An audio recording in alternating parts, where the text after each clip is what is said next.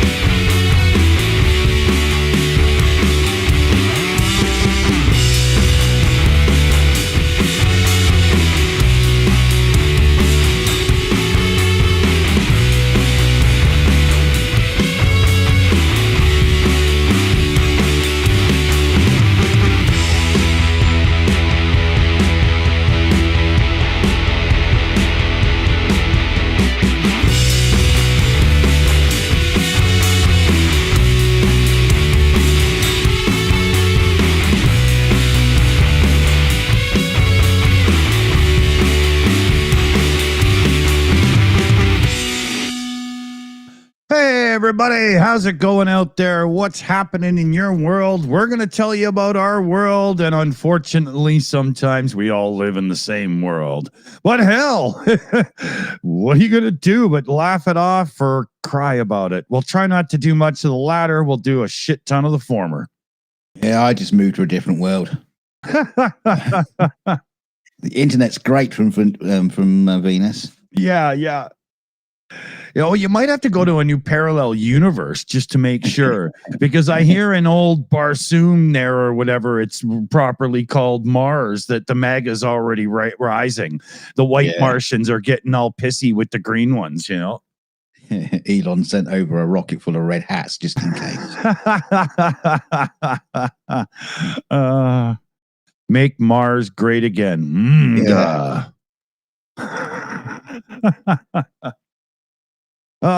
Yes, proof of life. Ian Wilson in the chat there. So there's a clever little website. I'm going to go to it right now.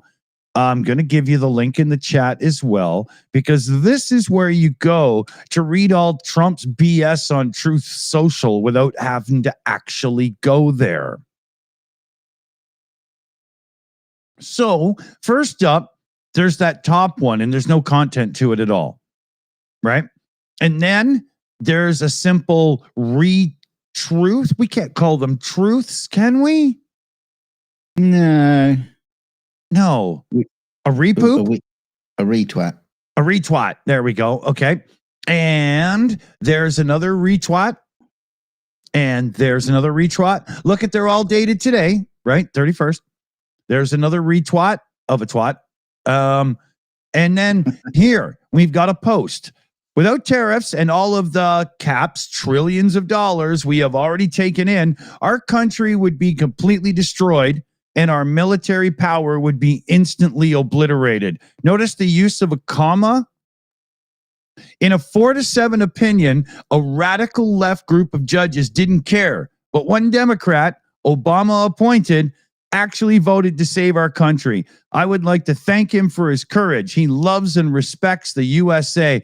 I don't for a second believe that Trump twatted that. No. There's no way that man composed that twat. Okay, this is getting funny. He's probably grabbed it a few times. Yeah. Right? There's no way he did that. Absolutely not. And then there's another, I don't know. And then there's great playing with golf with a nice guy and a true character. And then he retweets somebody else here with a supposed list, I think, of conflicts that Ronald Gump has solved, which is ridiculous. Yeah, none of the above. Yeah, exactly. And then there's another retweet. So to me, they're peppering his account on Twat Social, but I don't believe that he's doing this. Well, it could be him, just low energy him. He wants to do something, but he just really can't face it. Not feeling very well. Yeah. Here's another just before, and this is still August 31st. Can you imagine being so stupid as to destroy one of the best areas in the United States by building low-income housing there? The people must be having a fit. Again, I don't believe he wrote that. It's coherent. Yeah. And, we could go through more, but everything I see on this from Twat Social is just somebody pretending to be him. This is not how it's done. I can tell, and I barely even read his garbage. You know what I mean? Maybe it's his clone is just starting to learn. Yeah. They're just training the clone, right? Yeah. I don't know. What do you guys think? I don't believe that's him. Now, I'm not saying he's dead, but I don't believe that's him. I don't think he's. Now, a lot of people saying that he's probably in a hospital somewhere or anything like that. But I mean, has that ever happened in American history where the people haven't been, informed up to the date of the president's health? I don't think it's ever been kept secret before, has it?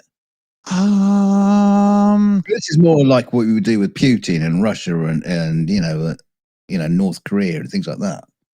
I'm not sure. Like, I know one president before, like, the television era was like pretty much in a wheelchair and nobody knew it because he could just stand up long enough to do appearances and stuff. Yeah. It was at Garfield or something. I can't remember. I heard this once. That was the cat. Yeah, exactly. You wouldn't get up until somebody brought lasagna into the room. I mean, there was that other president that got, was like seriously ill and was in a coma or something, and they had to get like a stand-in, and it's basically like an interpreter, not an interpreter. What do you call those kind of people that pretend to be the other people? Impersonator. Yeah, and they got an Oh no, wait a minute, that was that film, Dave. Yeah, that's the movie Dave. Yeah. I was just, I was wondering how close to the plot are you going to go here? Reality and movies are just so intertwined these days. You can't tell the difference. I know. The other day, I couldn't decide if I was either hallucinating or truly playing a real life version of Jumanji. That was weird. Yeah. Turns out that, it was safe in the neighborhood. It even had Robin Williams in it. Yeah, sadly so. He's not looking so good.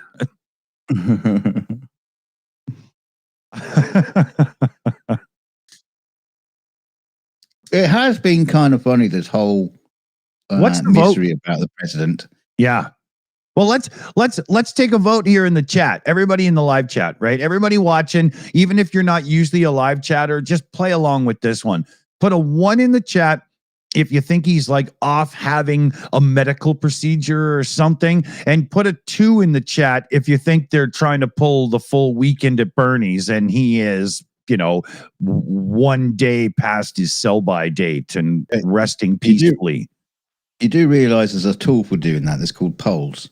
Yeah. But we have the support our team fundraiser link pinned to the top, and I don't want to take that away. Right? So 1, 2, 3, 4, 5, 6, 7, 8 to 2 so far. So we got a couple people that are voting, full on coffin hotel. And I think y'all might be voting on a hope and a prayer. But, if I was voting on what I would like to see, I'd be putting the number 2 in for sure. At this point, I'm not sure.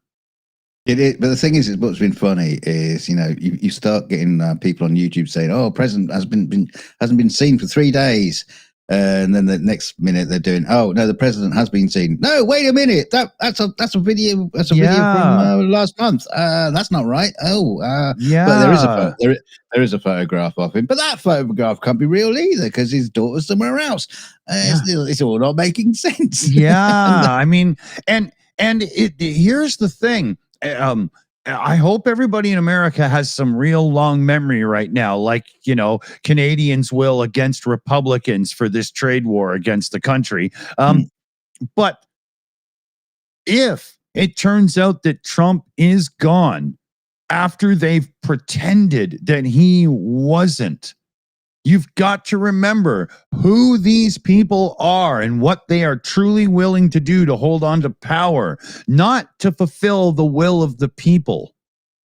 Well, they're already guilty by releasing that false image of, from completely, last month. True. That was from the White House. That was from the White House. I know. So they're already guilty of, lying. Yeah. What a shocker. Right now, I guess it really comes down to how deep is the lie then, correct? Yeah. Yeah. That's a song by Whitesnake. The deeper the lie, the sicker the president. Remember? Yeah. I mean, I hate to say, I'm sure he's probably not in a good state, but he's, I'm sure he's fine. Yeah. I truly, honestly, I'm sorry. I don't care if you think I'm a bad person for it, but I truly hope he's doing some unbelievable experimental therapy that was recommended to him by K Jr. there. And literally, we're just waiting for the battery acid bleach and CLR combo to be rinsed from his veins, and they go, "Yeah, no, it didn't work." Yeah, I could just imagine the surgeons are desperately trying to save Trump's life, and RFK is standing there going, "No, don't give him that. It might make him better. Oh, it might make him autistic. Oh, yeah, exactly. Right. I can only imagine he'd have some, warlock brew going in a big cauldron, because I mean, I guess they do that too, right? Witch warlock, and he'd be intravenously feeding him like the saliva of vampire bats or something, Yeah. Giving him, ketamine suppositories. That would be what's his name, Musk coming in, I'll keep you alive, but only if you give me back my subsidies. And he's just pumping ketamine up his rectum, which he's tied onto the end of his penis. Yeah, exactly. He mounts him for a game of leapfrog to try to save his life. And Trump's leaning over towards the devil. He's going, "Satan, help me. And Satan's going, "Oh, fuck off, you fucker." Yeah, exactly. Yeah. Where did you put my homo?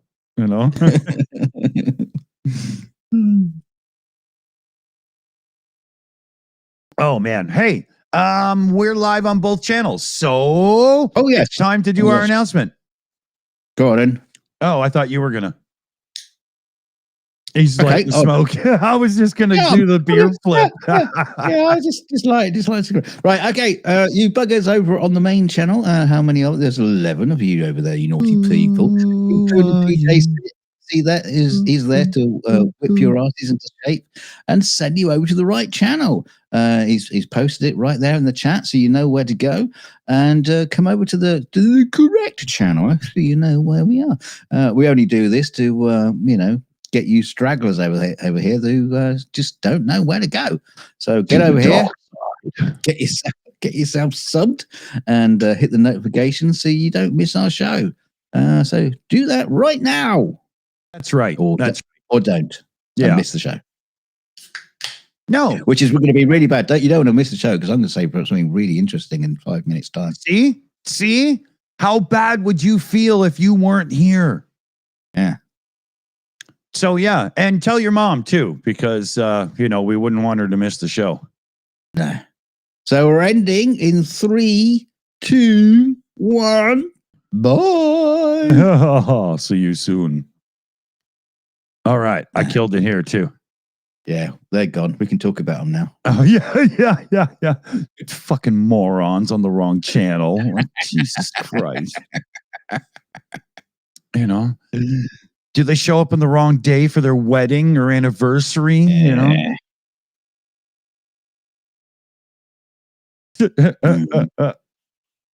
Oh, so quick news from the more local nature to me. I've talked about that one chick that lives in my neighborhood recently.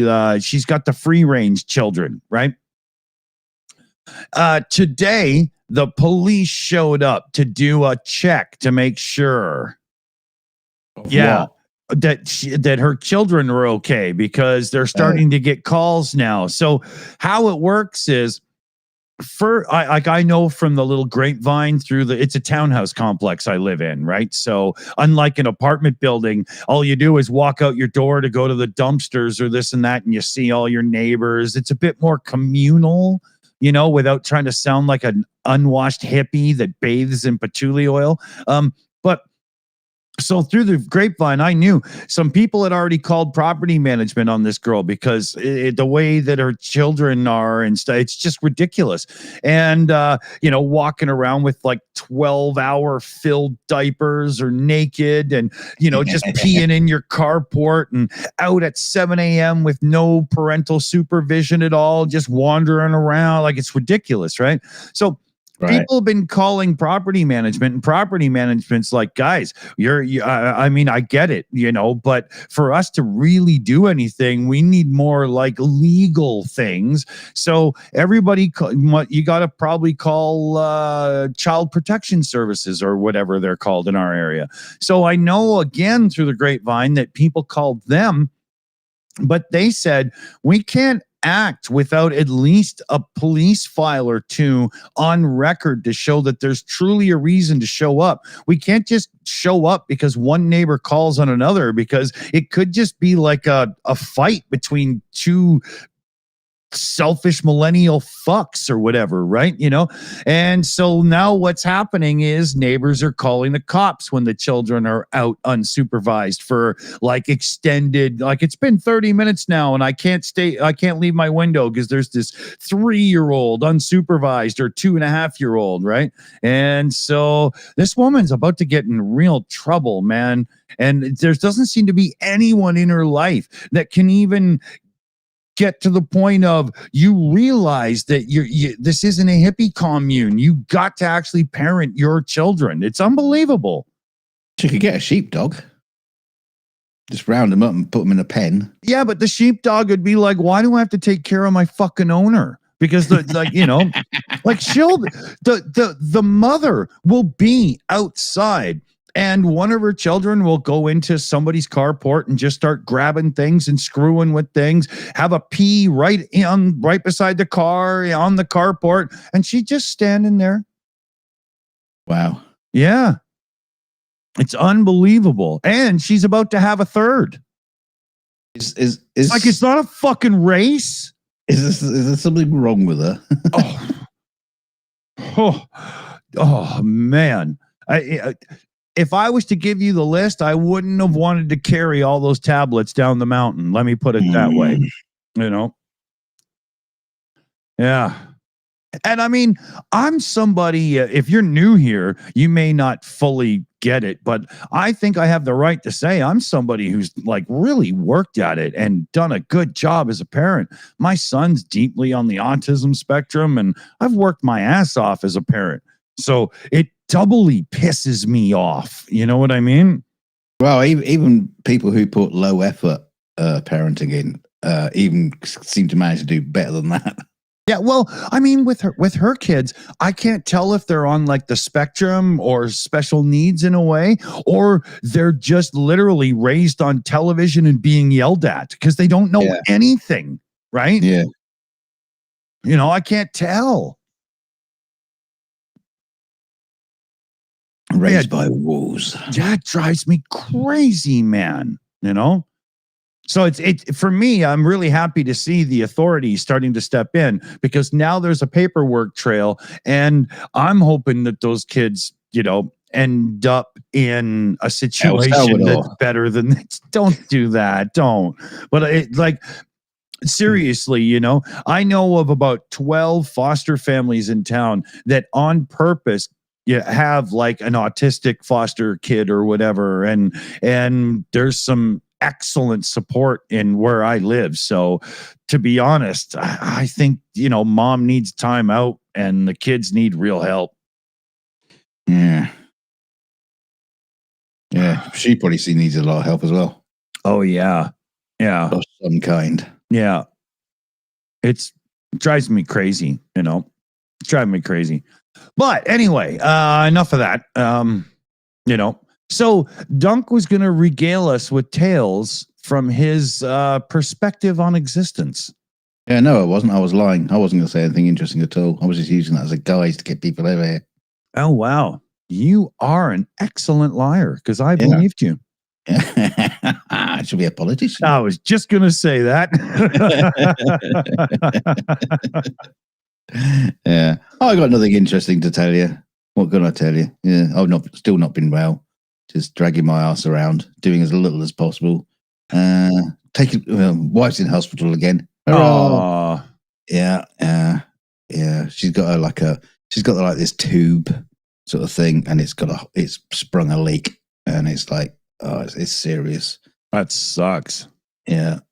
So she might be having like whole fucking surgery to replace. They've already fixed it once. It's already had just like a little tiny little hole in it, and they have to go through like this whole procedure to fix it. But nowhere in the country have they got the fixing kit.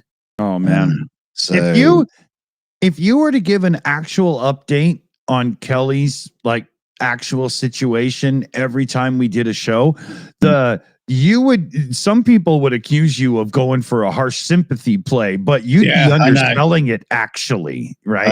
I know. It would be like Trump on Truth Social, just like, here's another thing, and it is constantly like that. Every single day, there's a new thing. There's a new diagnosis, another bit of news. Or she was on. She had to go into hospital yesterday for the start of this whole procedure, but she's on the list of cancer. Oh wow! So yeah, she's on the fast track for cancer. They don't think she's got cancer, but she was on a fast track to do some checks. Yeah. But because she's on the fast track, they looked at that on her notes and said, right, yeah, you're straight in. See someone else. So yeah, it's just fucking crazy. I mean, if anybody needs a full-on, like, you know, we need like some artificial parts and stuff to really fix this situation, you know? Yeah. Wow. Yeah, I mean, what she really needs is like private medical care under one particular doctor who knows everything, just gets things sorted. Because, you know, she's just bouncing from one person to another, then going back to the GP. The GP's telling her that she's got to get off all these drugs that all the specialists have put her on, and he's just a fucking GP saying, no, I don't think you should be on them. It's like talking to RFK in the fucking, you know, doctor surgery. Yeah, I don't think you need all this. Well, no, I do, because the consultants have put me on this, and this is and it's just constant. Anyway, enough of that. Because like Dick says, it would just be like a constant sympathy stream. Yeah, I've known you like forever now, and there's no way I can remember a month without Kelly going to see somebody from the medical community, like literally 30 days. I don't think that's ever happened. Yeah. She was going through a few years back. She was in hospital for practically 9 months of the year, for about 2 or 3 years running. Yeah.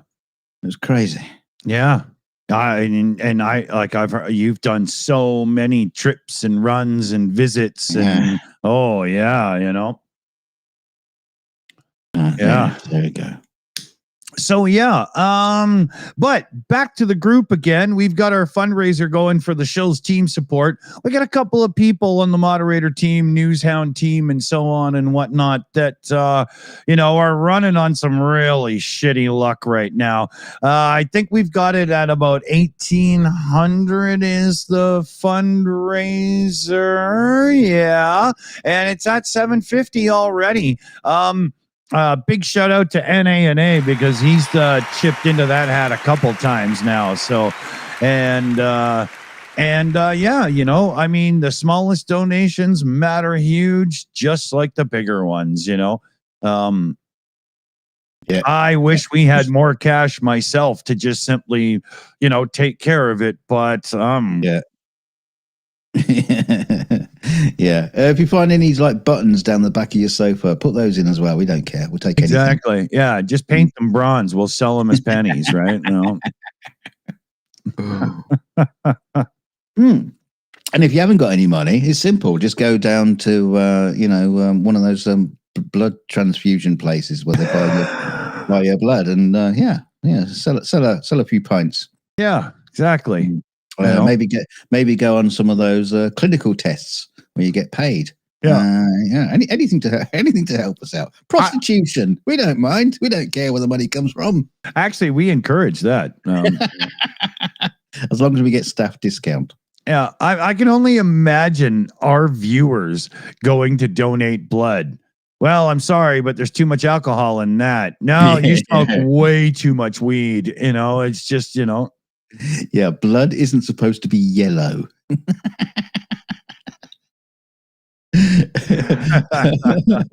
or taken with ice. No, that's not how it works. Yeah.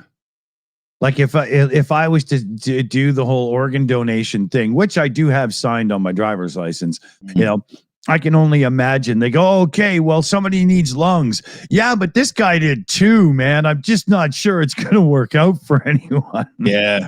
Yeah, I think the only organ you could, donate would be your penis. And even then, I think that's been overused.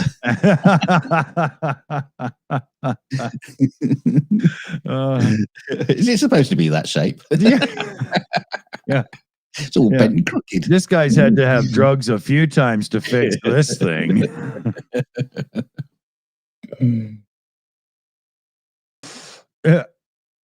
Well, I don't have to wear a Ziploc baggie under my underwear to catch the drip. So, not yet. Yeah.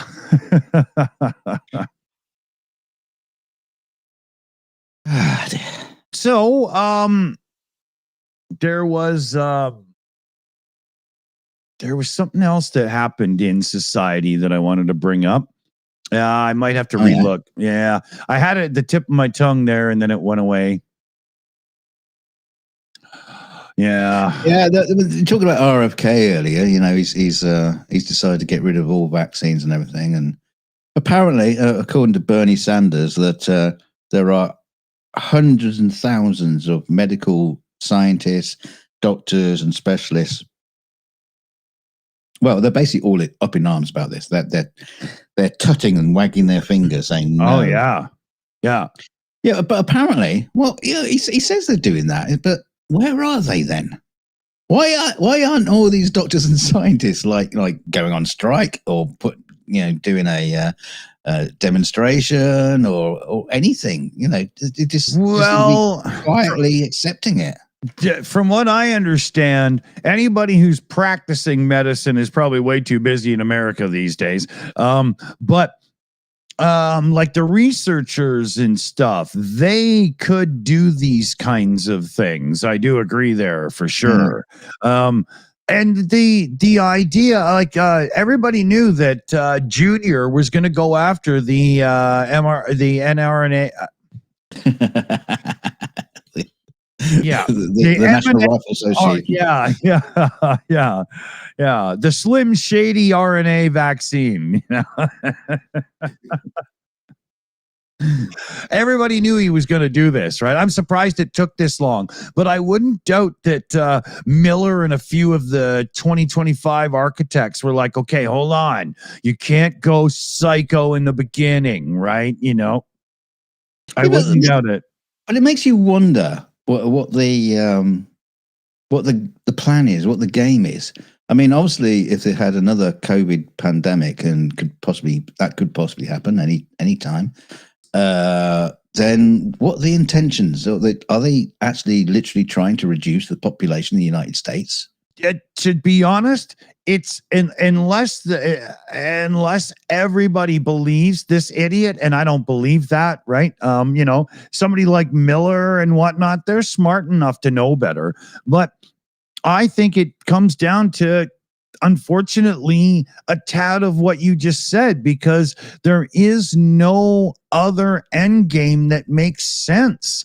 You know, in doing so, you could lower some of the middle classes to get them to do more of the laborers' jobs. You got AI making more decisions based on what the bosses want. All the money goes to the top, and all the rich people are so isolated. When something like this happens, the odds of one of them catching it are basically nil anyway.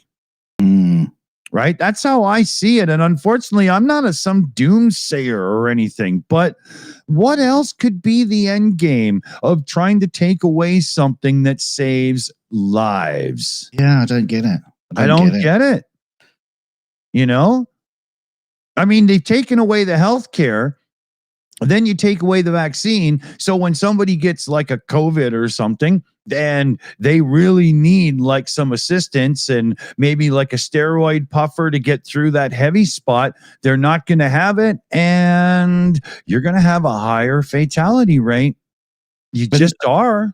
But the other thing as well is a lot of this is going to be years down the line as well, because if they're going to stop vaccinating kids from, you know, the usual, you know, measles, polio, the things we've sort of like essentially so-called eliminated, which is actually coming back in the United States.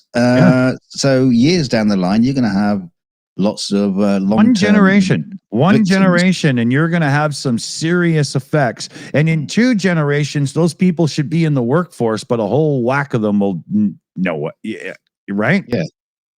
So what then? Do we do like Nazi Germany euthanasia of the sick? Right. You know, so I don't know how that plays out, because I mean, the long-term prospect of it is awful, but in the somewhat short term, we've got a couple of Republican mega pricks that are stepping down from their pretty lofty positions, and there's some chance for some seats to flip, and you know, I'm not sure that the Republicans have staying power to get any of this to actually take effect long term. Like, there's no way that this stuff is going to hold as soon as the midterms even hit, right? Because once the midterms hit and you've got Dems in charge of the opposition seats to the White House, the opposition houses, whatever, you know, whatever it's called, you get into a situation where like Congress is the one that's supposed to run a lot of this stuff, you know, and only if Trump's regime accept the results of that so-called election. Well, that's another story, especially with all the boots on the ground and whatnot, especially in Washington, right? You know, because there's a lot of people saying it now. There's a lot of people. We've always had that in the back of our minds, but a lot of people are coming forward now saying, well, there just might not be an election. There might be a coup. He might just ignore them. All sorts of things are coming out now. He did say in the run-up to the election that he just won his second term, he said, you get us in office, you'll never have to vote again. He said it more than once. Yeah. He truly did. I am positive that that's a fact and not just, you know, my imagination, you know. Yeah, absolutely. So, but you get a situation where Trump holds Washington with military force. Does he truly have control of the country when everybody else is like, no, dude, no. The votes are in, and you do have the White House, but you lost the House. So Yeah. I don't know what would happen there. That would be some serious shit.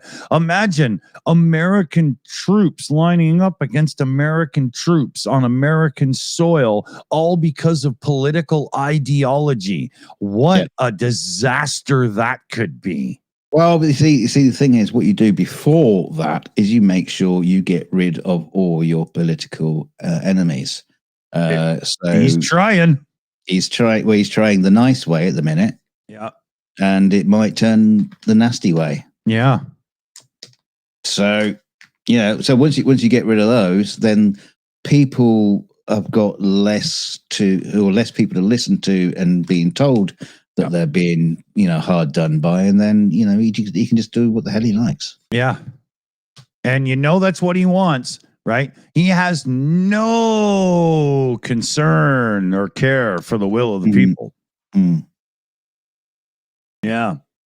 I mean, I know I'm continuously comparing to the rise of Nazi Germany.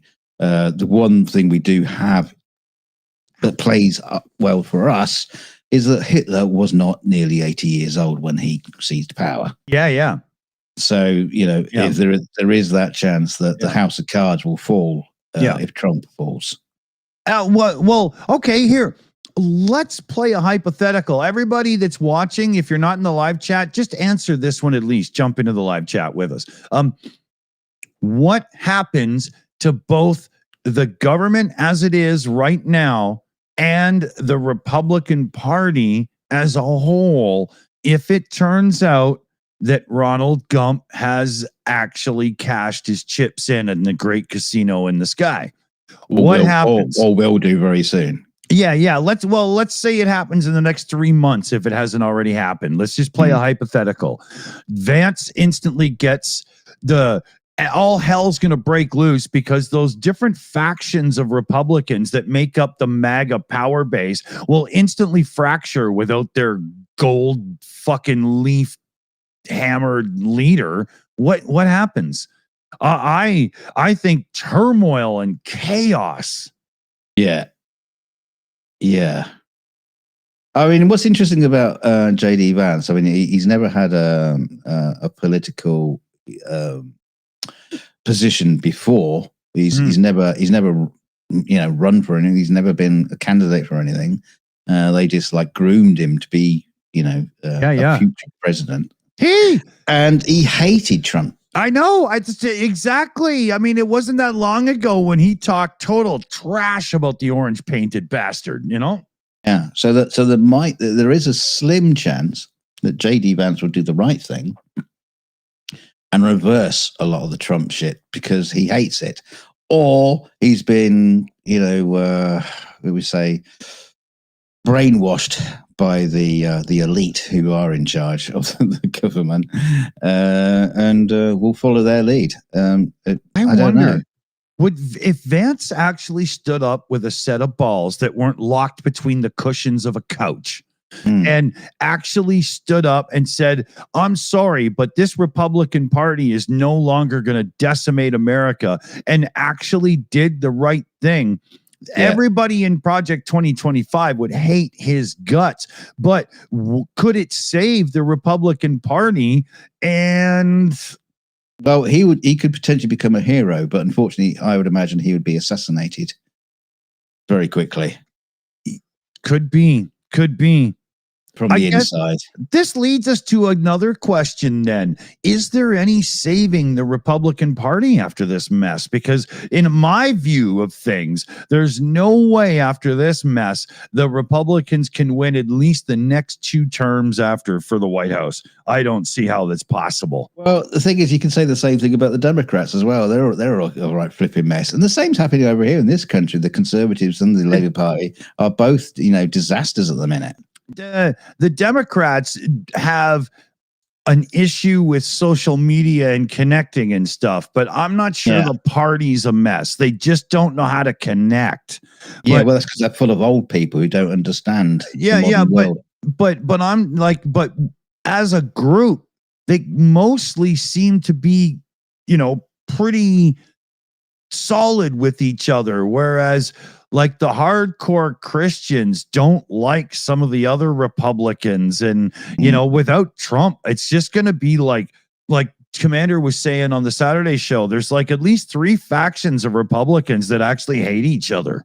Yeah. The neo-fascists hate the fundamental Christians. Yeah, and sometimes they cross over in the same team. Yeah. So yeah, like, I wonder. I don't see how the party can survive after the orange painted prick kicks the bucket. I don't see it.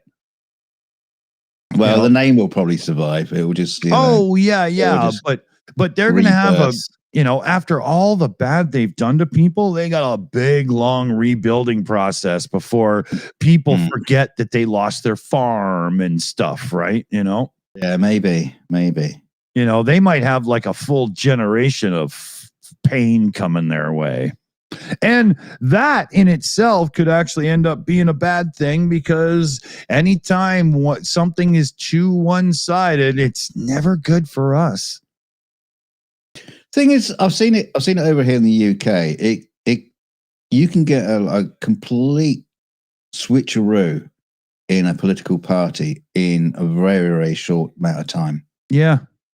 A very, very short amount of time. I mean, Tony Blair, when he took over the Labour Party and went on to win the election to become Prime Minister, it was a very, very different party. And he basically, copied a lot of the Tory playbook and became like a new Labour, which is like Labour light. Yeah. Labour with healthcare. Yeah. Well, Labour were the ones inventing all the healthcare, but okay. Yeah. The way you guys refer to your parties is different to us, and it's the different opposite to way. America again, and it's really hard. Like in America, the whole red and blue thing, it's backwards for us. Yeah. But then you drive on the right, so on the right side, the correct side. No, the left side's the right side. No, it isn't. It just isn't. No, it is. No, it is, because that's you ever carried a sword? That's what it's all about. I haven't gone to the store in a week, so I'm forgetting what it feels like to carry my sword. that's where it all kind of stems from. Is on the left hand side was where you generally carry your sword, so you can pull it out with your right hand and defend the right hand side. So that's why spiral staircases go in like one direction. So you're always, if you're attacking from below, you can't swing your sword, but the guy from the top can swing the sword at you. So right, yeah. But here's the thing. So everything has been based on carrying a sword. Yeah, okay, but here's the thing. If you go back historically to all kinds of single-seater and even right-hand drive race cars like the Ford GT40 and so on, you get in that car and go to race. It's a right-hand drive car, and the shifter's still on the right-hand side of the driver where it's supposed to be. That's the problem with driving on your side of the car. The shifter's in the wrong fucking hand. I drive an automatic. It's not really much of a problem. but I put it next to my sword.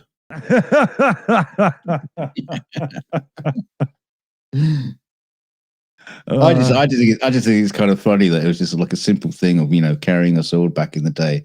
That's why people travel or walk in pavements on the left hand side, and there's all these sort of like weird things that are all just like kind of attached to the fact that that was your how you drew your sword. Yeah, and it's like kind of like stuck. Yeah, but of course in America, no one was carrying swords at the time, so you could do you could choose which side you wanted. It wasn't a thing. It's like, I suppose you could maybe what's your pistol hand and Yeah, but pistols don't hang so long, so I don't think it's that big of a deal, right? Yeah, I don't think there's any sort of like better defense whether you've got shooting on the left or shooting on the right. So yeah. But I guess it just didn't matter in the US. Yeah. And then you just go, we'll do it the other way around just to piss off the Brits. Well, that's probably half of it, right? Fucking British go on that side. Fuck them, We'll go in the middle. Yeah. We'll do like the Indians and just not have any rules at all. Yeah. But I'm surprised the Aussies didn't do the same revolt like fucking Brits. We're going to drive on the other side, you know? Oh no, because they pretend they pretend they like the Brits. That's why they're still in the Commonwealth. Yeah, but you guys were probably in control as cars came in. You guys probably still right. So of course they drove on the side that you do. You know. Yeah. Well, there was only one car in Australia for years. It was shared. Yeah. And then you go to India, and I don't think there is a side to drive on. It's just simply drive, you know. That is definitely a revolt against the British imperialism. Yeah, exactly. Yeah. Just chaos. Oh, God, man. Mind you, I think there's always been chaos. There's sort of things like that concerning India. Yeah. They just never cared. I don't know why. Yeah. Or you see some of those footages of like all the bikes and stuff in a place in Vietnam, and it just looks like sheer terror, you know, unless you're really used to it. Yeah. Because you're so exposed, and there's people carrying like drywall and kegs of beer on mopeds, and they're everywhere, and they seem to just cross through each other as if they're like weaving baskets, except, you know, it's chaos. Yeah, it's the Tour de France on acid. Yeah. You can get a taste of that in Canada if you go to Quebec City in the province of Quebec. It's a little chaotic to drive in. You know, they really take the whole "I'm French" to heart. Really? Yeah. It's like you go into real France, right? You know, and it's hard to find a car that doesn't have a dent. Preferably not yours. Yeah, you know. But, you know, driving a cheap little Fiat Panda or whatever that was only like 8, 9, 10 grand or whatever. I mean, I'm talking like 15, 20 years ago, right? But I wouldn't care if it had a little ding here or a ding there either. It's just, you know, I kind of get the attitude. Yeah, it's just a fucking car. Yeah, you know, to get you around. Yeah. I'd rather, like, you know, do I want to risk a scratch on the bumper, or do I want to fit in that parking space? Fuck the scratch. I'm going in, you know? Yeah. Makes sense. Which car will I get? A Renault or a Fiat? How many sheep can I get in the back? Oh, between a Renault and a Fiat, I'm going Renault every time. Oh, yeah. I mean, you know, Renault's been, you know, engines in Formula One and stuff. It sucks they're leaving, but, you know. Oh. Yeah. And Renault has always been a little bit more about like serious chassis tuning on their hot hatchbacks and stuff. I like that philosophy. You know, I like that very much. I wish we got their damn, you know, Megans and stuff in Canada. You know, we get Fiats in Canada, but they're usually badged as Jeeps or something, right? But they're Fiats. Yeah, Fiats. Well, Fiats get they get a bit of fan service. There's a, you know, people gravitate towards Fiats with kind of a nostalgia, you know, rose tinted glasses kind of look to them. You know, what's that little bloody Fiat that you can get? The 500. The Fiat 500. Yeah, the Cinquecento. Yeah. It's different. It's like the VW Beetle. There's a bit of it's ironically cute. You know? Yeah. I mean, they are cute, but you know. Anytime I look at the modern Fiat 500, I see how it's angled in and its tires are slightly flared out, and all I can think of is, why don't you just put the rest of the body of the car out too and give me some extra interior space? I'm 6'1", you asshole, you know? Fuck, there's wasted space, you know? That's one thing I gotta say about that weird, for us in North America, it was branded a Scion, but for you Europeans, it was probably a Toyota.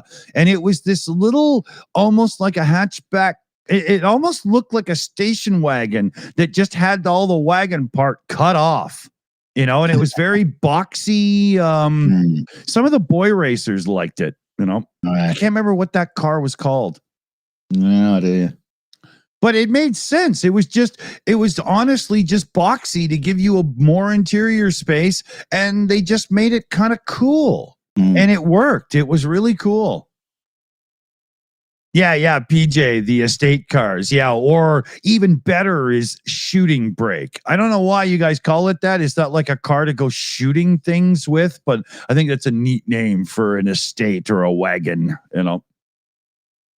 Always makes me laugh though when you see people like looking at cars or reviewing cars and they go, "Oh, like check out the headroom," and it's like, well, if there's not much head, what would be the problem with the car company? Just like to put a couple of inches on the top of the roof, just make it just a little bit bigger, you know? Yeah. Why do they have to make it? Or you get one of those where the back seat you can barely get in, and you've got to like tilt your head over to sit in it. It's like, oh, why did you do that? You know, it doesn't make any sense whatsoever. No. Put all that effort into fucking design and everything and engineering, and then you go, nah, we'll just squash it down a bit. Yeah. You know, even Lamborghini did it with the Countach. After the first 160 or 80 were sold, they lowered the floor a little bit so Americans could fit. You know, and just the floor just scraped along the ground. Yeah, well, almost. You know, that's for sure. Oh yeah. If you ever get the chance to drive a Lamborghini Countach, I know I'm probably talking out of my rectum here, but it's not just a cool old car with a cool engine and stuff, right?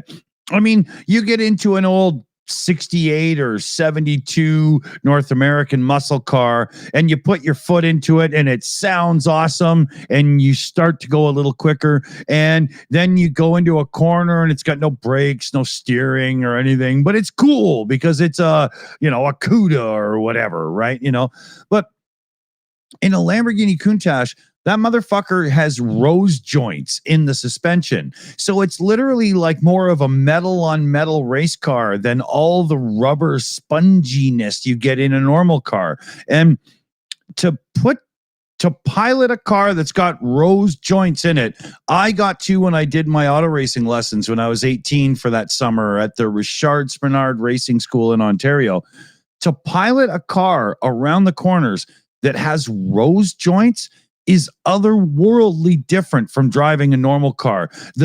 You can drive it so much faster because you can truly feel what the car is doing. It's all it's so amazing. I'll stop gushing, but if you ever get the chance to drive a car that's got rose jointed suspension, fucking take it. All right. Thanks to Mr. Demir. Yeah. No, he wouldn't talk about that because it's not on the infotainment system. You haven't told us about the air conditioning yet. I'm not gonna. How many cup holders has it got? Not gonna happen, but I'll tell you about the distributor system and so on the engine. Yeah. Can't wait. Yeah. Avro in the chat, rose. Yeah, it is rose, as in like the petal of a rose. That's what they call it. But it's where everything's metal instead of rubber. So it's so much more. But a car, I'll stop. But a car with rose joints, you got to do your bushings every 20,000, 15,000 miles, maybe even 10,000 miles instead of doing rubber bushings at 100,000 miles. Right? I trim my bush every 1,000 miles. It's not what your wife says. Let me get a beer. Oh, he's got to get. Yeah, he's all tuckered out after all that automotive, garbage, word salad, wank spanner stuff. He's just, God's sake, get that guy on cars, and he's off like a fucking Lamborghini off the racetrack. Here he is. Come on, tell us more about cars. But you could, if you were looking to like have a cool track car and have some fun in life and stuff and whatnot, you could buy yourself like a Citroen, 206 something or other with a suspension kit for rose joints. Probably get yourself the car for like $8,000 because they stripped out in the interior, all that, and then you can rock up to whatever little Donington or Simply Sausages track that's near you and have some fun. I mean, you don't have to spend Lamborghini money to drive a rose jointed car. Just wanted to make sure I clarify that. Anyway. Oh, dude. My son always planned to to get his MX-5 up to racetrack standard. But then he'd have to get like another one and a trailer to take the other MX-5 to the racetrack. Yeah. You know, if you're blessed to live in an area where there's a racetrack or two, to do those little track days and have some fun and whatnot, you can actually get yourself into a cool little track day car with the right parts and setup and all that kind of stuff for about what it would cost you to have like some good golfing shit and so on, or, you know, insert other somewhat expensive hobby here, like a dirt bike or something, right? You know? Yeah. And it's not like it's like you get a little you know, whatever hatchback that's all done up to be a cool little track car, and you spin out and put it into the wall. It's got a roll cage in it and stuff. You'll be fine, you know. Like, it's not scary, you know. It's always the guys who do the banger racing that always make me laugh, you know, because you always see, they always like you drive past them because they've always got their van with the car on the back, you know, sitting out the front of the house because they've got nowhere to park it. Yeah. And it just basically just got like you know, a car that's been panel beaten to death with a number painted on the side of it, you know, with a brush. It looks like crumpled aluminum that's been tried to straighten out, right? You know, aluminum foil, you know. But that's the great thing about it is, you know, if you get a dent, you know, you just get a hammer and bash it back out again. You know, who cares? Yeah, you're still driving the car. We got a few of those series in my area because there's a couple of tracks. You know, I would like a $6,000, $8,000 little race car that just who cares about the panels, right? You know, that'd be some fun for sure. That is definitely the fun side of auto racing. Yeah, you know, you're not getting any sponsorship stickers on the side of the car because they, quite frankly, wouldn't adhere. Yeah, and you show up, you do the race, you place fifth, and you think you were awesome until you find out fourth and third were a couple of 12-year-olds, right? They just kicked your ass. You know? Ah, dear. Now, what you do is you turn up, you go to the bar, meet up with your friends, have a few drinks, then go to the racetrack. Jesus Christ, this isn't 1966 anymore, you know? Smoking a cigarette while driving around the track. Oh, hello, how's it going? Yeah. But it's a big thing these days. I mean, even in my area, there's a racetrack that's a private racetrack, and it's about $50,000 to have your membership. They only have so many memberships, so you have to wait till one's for sale if you want to be a member. But you don't have to have like 3 Ferraris, 2 Lamborghinis, and blah, blah. The membership's going to be worth when you sell. So it is kind of an investment. Like, it's not going to lose value. And all you need is like a $10,000 Mazda Miata with some good suspension parts, some cooling upgrades, and the interior stripped out of it, you know? Yeah. Well, there's not much interior to it. No, but even still, every kilo counts in racing, right? You know, it's all about the lightest car you could have. That makes it more fun. Doesn't have to be powerful, just has to be light. That's probably why my son hasn't really got into the motor racing side of it, because he's probably the heaviest part of the vehicle. Yeah, he's got an aluminum 4-cylinder 2-liter, and he outweighs it. Yeah. Yeah. Well, I'm 6'1" and I'm not small, right? Like, I've got a 34 waist, and at that, if I overeat, I have to undo the button and hope the belt keeps everything up, right? And so, you know, I put a few pounds into a car compared to a racing driver, you know. Yeah, you'd have to trail your penis around on a little trailer out the back. Well, you have to take it off so I can lose the weight, right? It helps the brakes last in the corners, you know. But seriously, if you've never considered it before, but spending 10 grand on a car and, you know, a little bit on a track membership. I mean, I said 50,000 here, but, you know, at some of the British tracks, you can spend $1,200 and then just rock up for $80 a day or whatever it is, right? You know, and that car will last you a long time. You just have to get tires and fuel, brake pads, you know. I mean, it's it's a great, fun hobby. You know, you get to hang out with some really cool people, you know. Everybody gets wasted afterwards. I mean, that's kind of the point, right? You know? I'm looking at the people in the chat and I'm thinking, oh, they're just too tired. Yeah. I think Shayna Coldwell, I bet you sponsor her. She'd be up for it, I think. She's got a CUDA with a fucking Hemi in it, man. Yeah, so, exactly. you know.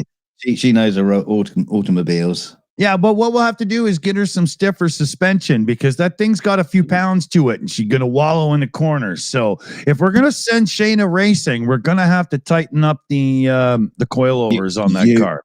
You never tell a lady that she needs stiffer suspension. That's just rude.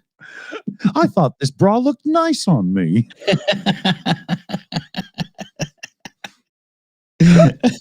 Oh, flabby tits. Oh, okay. Oh, no, sorry. I was talking about David Worley. He's also there as well. Oh, dear. Yeah, Carpasian says recipe for disaster. Yeah, and as you can tell, yep, it happened. Oh, it's funny as hell. So remember, we got a fundraiser going for our team. And here, I'll hit the button. Hey, look at that.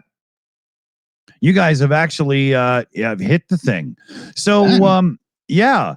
Ka-ching, ka-ching, ka-ching. Yeah, well, look, it's up to $895 now because Joe Medley threw in $1.45.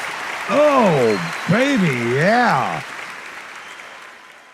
Love it, Joe. Huge. Thanks, man. Look at that, man. We're almost up to $900, fellow babies. Well fucking done. Oh, yeah. Big shout, Joe. Thank you very much. We'll put you on the wall of fame. I'm on the wall of shame, but you'll get a wall of fame. Yeah. I'm not even on the wall. You're in the bucket still. Oh, one day. Yeah. Oh yeah, here we go. Hold on. Oh, I gotta redo the thumbnail with this picture after. This is what I was thinking about when I did the thumbnail for the the Grim Reaper just sneaking up on him. It's good. That's Carpasian, the AI Alchemist there, giving us some stuff to show. Which one? The one on the left or the one on the right? Yeah, well, I think it's his brother, but he sent in the picture, right? So, yeah. I think he's overdone the orange. Hey, Carpasian, if he catches up to him and gets him, let us know, all right? It's looking more like a lobster. Actually, RFK came on the other day looking at rather orange himself. I mean, does that seem to be a trend running with a... I think they're both starting to use the same paint shop. Yeah. You know when you've been tangled. Yeah. It's like a car wash. Trump stands up and he gets on the conveyor belt, and a couple of greased eunuchs peel off his clothes, and then somebody puts that fake head of hair that's been sewn into his scalp into a little cap, and then boom, he just gets painted as he goes through. JD Vance follows. No, it's okay. Just the eyeliner. Yeah, eyeliner. Exactly. Yeah. I would like the gothic approach, please. You know. No, he's a new romantic. Oh, yeah. When you're talking in your sleep. I was working as a waitress in a cocktail bar. Okay. Where are we here? Oh, we're all right. All right. Good. I got to watch the clock because I got to turn the oven on to make some food in a bit here. How did your bread turn out the other day? So fucking good. It's not funny. I wasn't going to laugh. Oh, it was awesome. It was awesome. I was going to. If it's not funny, don't mention it because we're all about fun here. It's not funny. Make your bread even funnier. Yeah. Put LSD in it. Make a baguette and call it a penis bread. But yeah, it came out just absolutely. I got I can't remember. I think it's called Dave's Red Barn Yeast. It's one of the more local, really good ones, and it frothed awesome.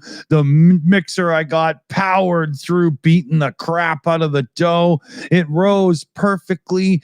Crust is unbelievable. Like, looks exactly like a store-bought loaf of bread, except it's about 8 times better. I was gonna do. Was that the good? Well, hang on, but was that the good one or the failed one, or did the failed one work out okay in the end? No, that failed one did not work out very well for anybody. So it went out for the birdies. Yeah. I did try, saving it, and it didn't work. So the next day I made a couple, and they're just perfect. And then I was gonna do pound cake and cornbread, like, get some action in like that, but it was Formula One day, race day, so that didn't really happen. You should have done it very, very quickly.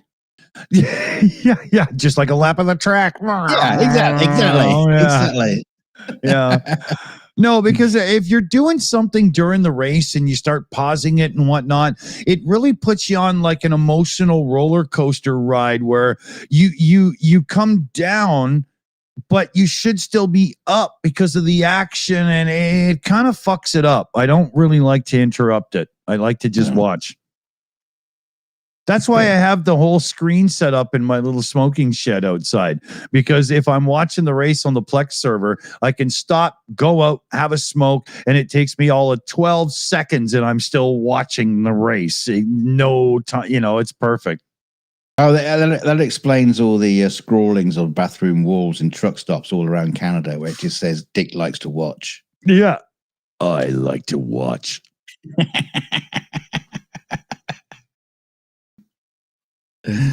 Oh, dear. Shake it if you've got it, baby. Yeah, shake it and bake it. There's probably the odd Canadian watching right now going, wait a minute, what Dick just said. Like, I think I know what that is, right? There's something familiar. Canadian band I was doing there. See if anybody knows. I don't think the funny thing is when you mention a Canadian band, you expect like anybody who's a Canadian to know it, because it's like, it's your national birthright to know a Canadian band, whether or not you listen to them, like them, or anything. You just got to know them. That's right. Yeah, you should, right? But no, I'm just kidding. But nobody probably will know the reference I just made. But if I tell you the band I was doing, everybody will go, oh, I remember that fucking song. Right? Just not the song I did.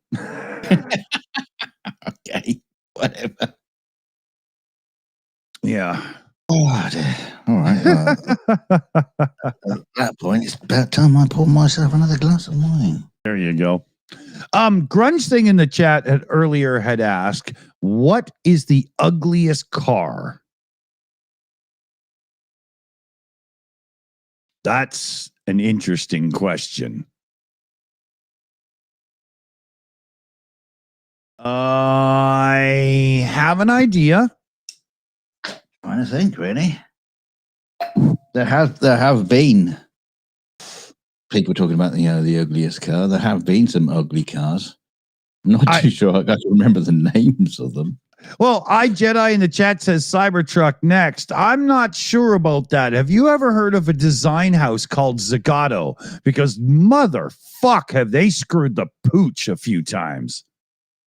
Yeah, see, the thing is, I couldn't put the Cybertruck into that category because I'm a big fan of the original Lotus Esprit, which is basically just got the same fucking angles on it. No, the Lotus is pointy. Yeah, but you know what I mean. You know what I mean, though. It's still like pointy and edgy and all that kind of stuff. Colin Chapman has just dug himself out of the grave, and if I was you, I would lock your door. And Giugiaro is literally about to be there. No, the first Lotus Esprit is fucking deadly looking. And the Cybertruck has a bit of that angular thing, but the Lotus It's just deadly. doesn't come into some weird triangle that's been bent out of reason and stuff, like, you know. Yeah. Yeah. Okay. Grunge thing, Nissan Juke. Okay, that's totally in the running. That is, it looks like a testicle that's been kicked, you know? Oh. Do you guys know what the Nissan Juke is? Is that what they put on the posters? No, they put on the poster, they put I don't know. But look, like, oh, that's the little frog eye thing. Yeah. Mm. You know, looks like a genital wart. That's a bit unkind. I'm sorry if you own one out in the chat there, but you know. Yeah, I wouldn't say it's the ugliest. There was some weird Japanese one. I know you were talking about like a box shape earlier, but it was literally like a box. And it was kind of like strange because the left hand side didn't match the right hand side, and yeah, that was an odd one. Oh, that's something from Hyundai. Okay, North Korean then. South Korean. Korean. Yeah. Oh no, wait a minute. Okay, so the AMC Pacer from America had a door on one side that was longer than the other. The passenger door was longer. I'm talking the Kia one I'm talking about just doesn't have a door on the other side at all. Yeah. Well, neither did the Model T Ford. Yeah. Oh, okay. I found it. I was talking about that Scion Square thing. That's it. Right? Yeah. Yeah. And instead of taking all the space away from making it all kind of, but I don't know why it's sticking out its chin like Uncle Jester does down in Alabama when he's chewing on a sheaf of wheat, you know? Doing a British Forsyth impression. Yeah, why does it look like that? I never realized the front end was so special.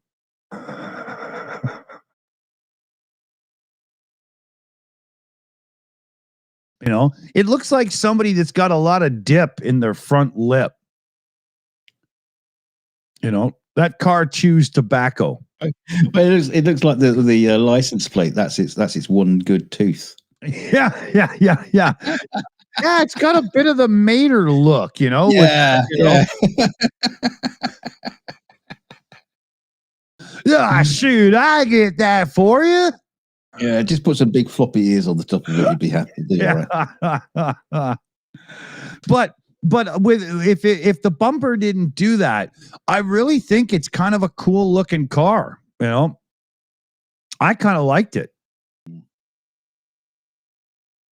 I didn't like the Nissan Juke though. Wow, ugly little thing. It looks like they tried to fix it. See, that one's a little bit nicer, the newer one. It's not so. Yeah, they got rid of the bubble headlights on the top. Yeah, it doesn't look like a freshly kicked testicle anymore, you know. Now, but again, you notice how the wheels are all puffed out and all the actual component part where you sit inside is all a bit smaller. Why? Give me more space. If you're going to make it that, you know what I mean? I get that it kind of looks sporty, but that's not a sporty car. So stop lying. Yeah, they always seem to. It's like like you say, the expression you use is puff out. The parts that aren't necessary, you know, like the over the wheel arches and all that kind of stuff. Yeah. They make them all stocky, and then it always dips in at the door area where the interior is. Well, why not just? Well, might make that bit bubble out. Well, you know where this and comes have a bit from. more space in the interior. But you know what? You know where this comes from. You take a normal car, and then you widen the track a bit, and you make it more sporty, and that's the cool version. So now everybody designs their car that way. But I just want more space. You know, if you're going to make the car weigh 7,000 pounds and blah, blah, blah, or whatnot, I want to be able to, you know, just simply do this without banging my elbows off the fucking door. See, the thing is, if you want to go for an ugly car, I think the ugliest cars are usually the ones where people have done their own conversion kits on them. Oh, You know, sometimes. Yeah, they lower the suspension, put bigger spoilers on it. You know, they widen out the wheel arches. Yeah. Then angled the wheels. Yeah, yeah. Oh, stance. Oh my God, do I hate that? Oh my God. Yeah, they do it to the point where the car just looks ridiculous. Yeah. Here we've got a good shout from the chat. The Fiat Multipla. That is one of the ugliest vehicles ever pushed onto humanity. No, it looks like it's just crawled out the water and has just learned to walk. It looks like a normal minivan is giving birth to a minivan. Yeah. Quite interesting the way they did that whole kind of like, you know, transition from the windscreen to the bonnet. It's like, it looks like it's sticking its tongue out or something. I just, yeah. Anton in the chat. Holy fuck! Exactly. Look at that. Yeah. But the interesting thing is that's the back of the car. Yeah. Well, who was that? There was a British firm that made a car that was exactly the same at the front and the back, so that the doors could just be the same and all that, and it would be cheaper to make and stuff. Yeah. That was during that little micro car era after the war, where you guys had like 3-wheelers running around and shit. You know. So they didn't know where to put the third wheel on this one because it was just like mirror image. So it was like, well, we just put 2 wheels on it then. Yeah. Like that Reliant Robin. We also got to do hold on here. We got to give a shout out to this one because it's a fucking ugly beast. Hold on. God, I hate those sites. You know. Oh, do you want to look at that picture again? Yeah. We're gonna need about $60 as a sign. Yeah, fuck you. You know. God damn, don't ask me to sign up and be a paid person before I've even got to look at the website. How the hell am I supposed to know? Oh, for God's sakes, you know. You haven't gone to my OnlyFans pick and mix then? Yeah. No. Okay, here, hold on. I think I found a picture I might actually be able to use.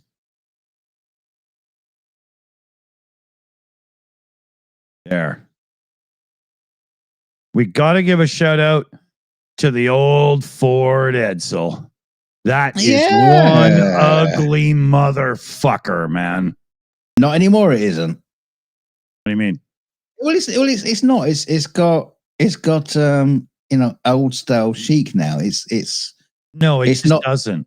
No, it does. It does. It's gone past the ugly side of things, where it's just like, yeah, well, it is a bit fucking weird looking, but yeah, it's got some chic to it. Look at the front end; it's a glory hole made for a fucking bull. I know it looks like a blow up doll, you know, ready to take some action. But no, I wouldn't say that's ugly anymore. Wow, you must have you must have a beautiful family to defend them. The thing is, I mean, all cars were kind of like going through some weird transitions at that point, you know, where they're putting like rocket kind of like, you know, rear lights and the, you know, the big spines on the back of car like they were fucking Batmobiles. There's all kinds of weird shit going on back then. Okay, hold on here. Hold on. I've got a couple to show you. You probably don't know these cars. This is a Lancia, and it was a beautiful car, except Zagato, the design house that I brought up in the beginning of the discussion. I saved this because they're a special type of special.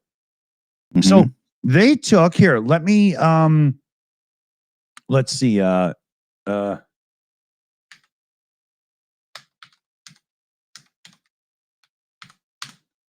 Okay, here. Let me show you a really cool Italian hatchback from in the day. All right. Oh God, give me a real picture here. I get so sick of this shit. Okay, there we go. Here, this is the Lancia Delta Integrale, and it is a hero hatchback, right? Look at how it was a great rally car, wasn't it? Oh, yeah. Right. Look at how cool that car is. Now, let me show you what Design House Zagato did to that car because they're a design house. Yay! Look at it. It looks like Mama squashed her own egg, and it's just never going to hatch. I'm so depressed. Yeah. I'm so sad. I used to be a famous car. Yeah. So you got this awesome. Yeah, 88 hot hatch. Hideous. Right? Now, if you think that's the only time they've done something like that, oh no. Oh no. Right? So let me open this one. This is another Zagato design. No, that's the future. Look at the front thing with the big. Yeah. That's where the rear view mirrors are, in those stupid fucking cutouts in the hood. Hang on, wasn't that car in the last Starfighter?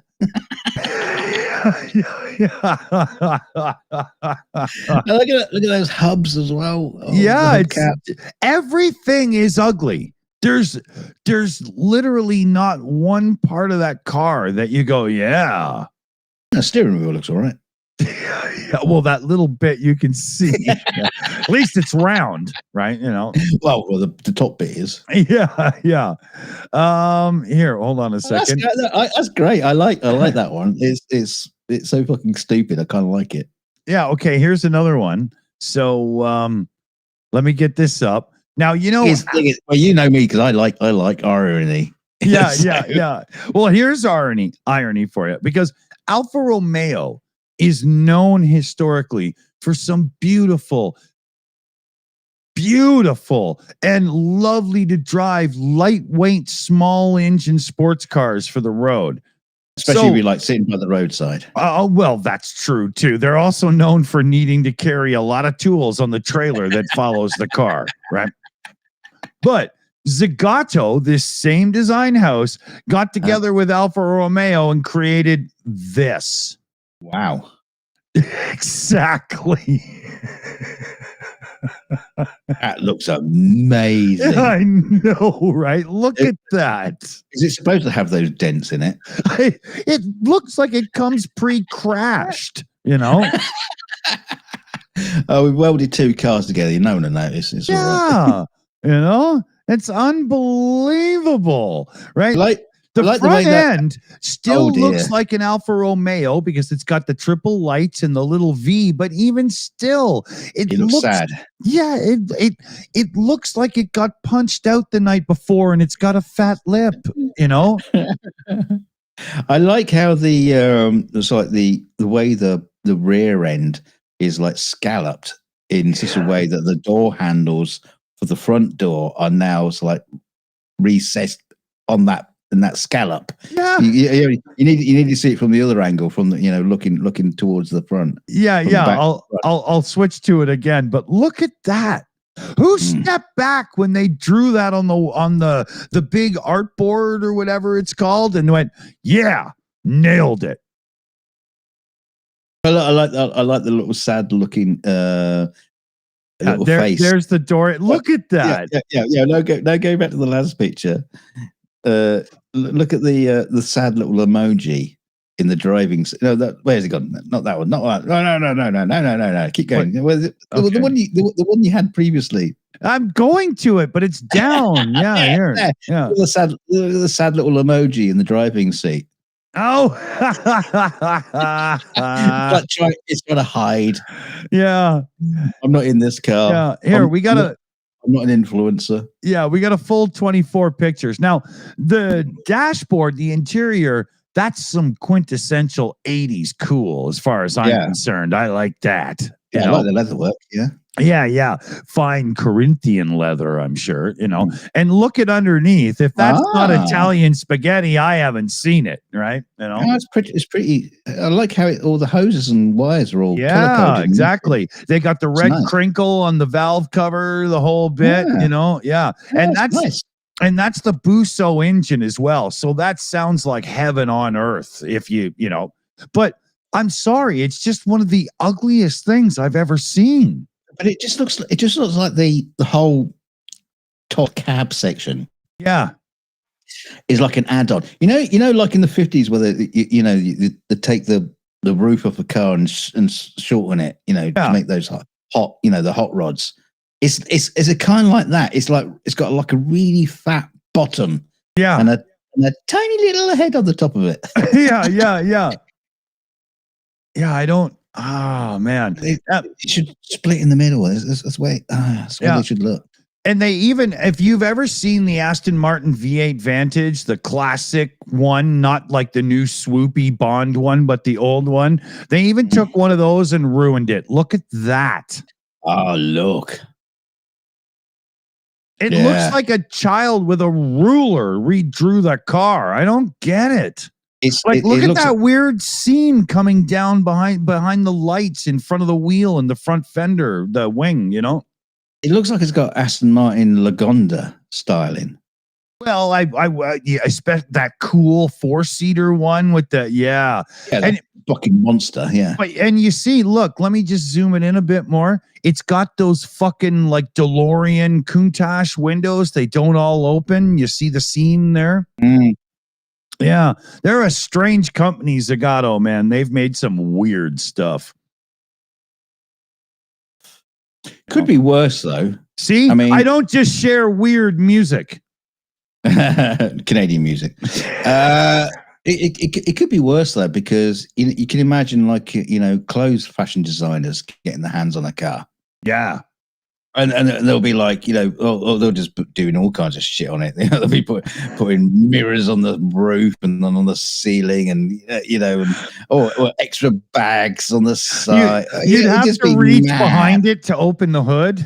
Yeah.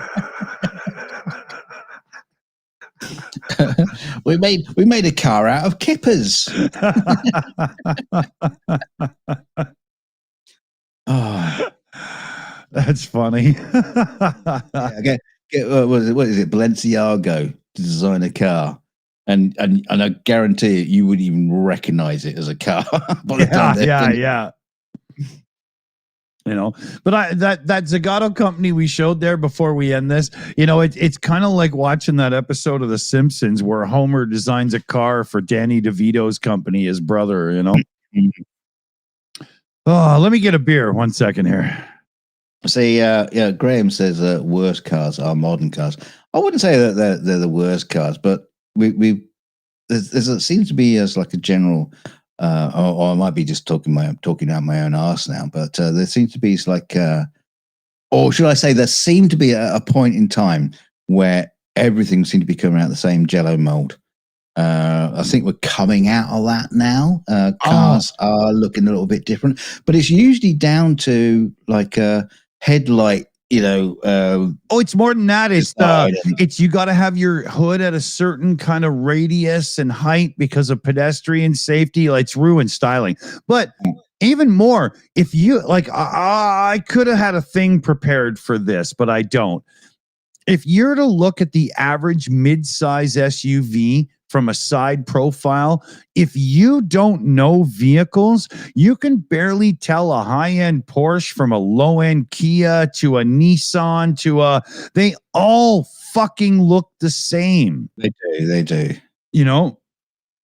I mean, even the Lamborghini Urus SUV side on, you can't tell it from an Audi or a Porsche. Oh, wait a minute, they're the same vehicle. But I saw the other day like a Kia, crossover SUV thing, and then behind it was another Kia. I don't know what it was, but it was like a baby version of it. Yeah, they were both the same color. Yeah, one was shrunken by Rick Moranis. Right? One was like like a third smaller than the one in front. And I swear to God, if they had like a 3 more behind them, it would be like mother with those little ducks with ducks and stuff. Yeah. BMW did the same thing when they first brought out the X5. It was selling pretty good, kind of a shitty rig. Like, don't buy one used. But not too long after, they brought out the X3. And literally, it's the exact same vehicle at shrunken in a photocopier at 75%, right? Yeah. I stole that from Richard Hammond, but it's true. Wow. If anybody wants to talk about being shrunken down by a photocopy, exactly. I think I met him once, but I shrunk the reporter. Yeah.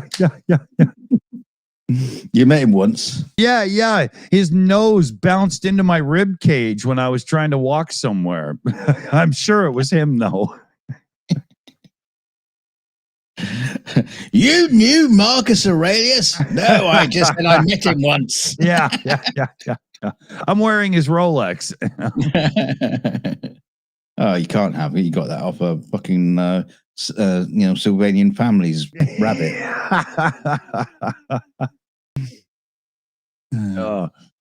Okay, so we're good on time here because we're going to end just as I need to start warming up the oven to get supper time going here and whatnot.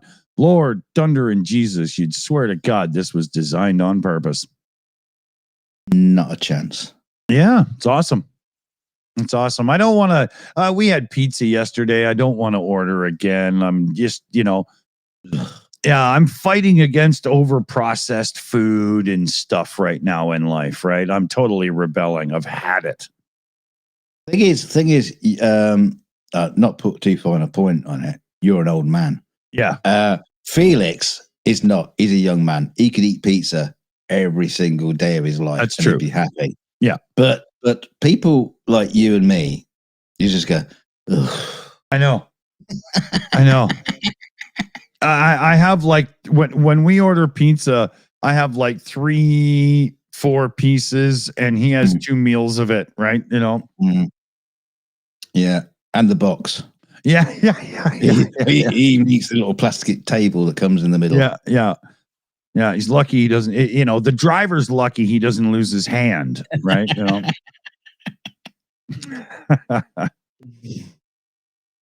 But even pizza, I'm going full on, starting to do some homemade stuff, right? And well, pizza dough balls. Yeah, next month I hope to get myself the big grinder attachment for my new mixer, so I can start doing like meatballs and stuff, and sausage for pasta sauces and pizza sauce, and I'm going to get myself a big collection of jars and start making that stuff as well. Totally. Pizza sauce, I just use passata. Yeah, simple. No matter how much I spend on pasta sauce in a jar, and I can spend up to like $4.50, $5, it's still just shitty thin sauce with a little bit of chunks and stuff in it, and I'm just sick of it. You know, Yeah. I got all the. I just gonna start making it. I just got to figure out how long it can store for, depending on how I can it. Like, can you do pasta sauce as if you're doing like jam and have Well, you it can- be a preserve? Like, is that possible? I don't know yet. Right? You know? Well, you can freeze it. You can freeze it. Okay. Yeah. Yeah.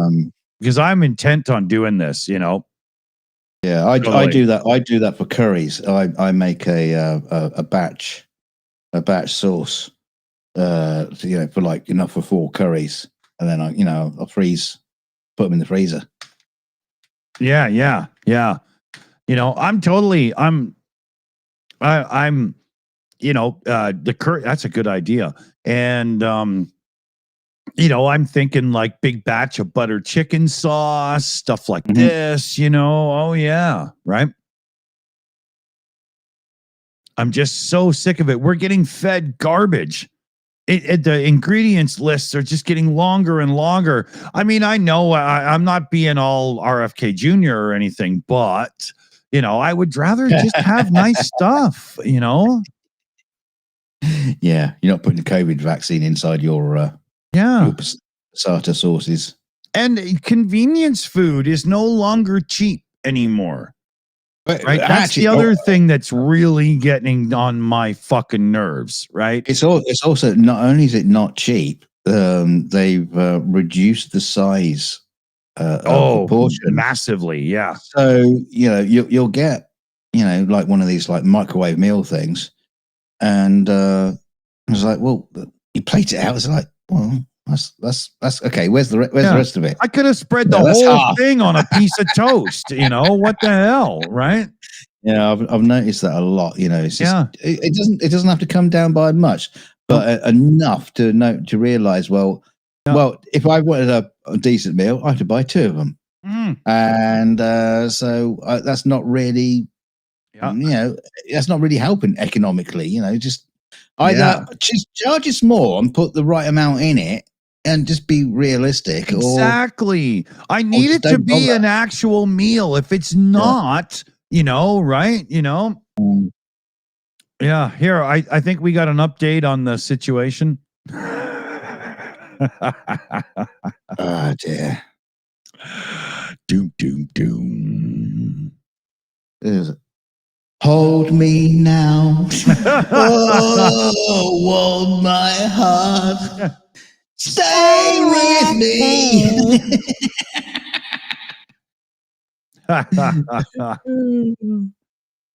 Good old Thompson twins. Or we could go Dolly Parton and Kenny Rogers, Islands in a stream. That is what we are.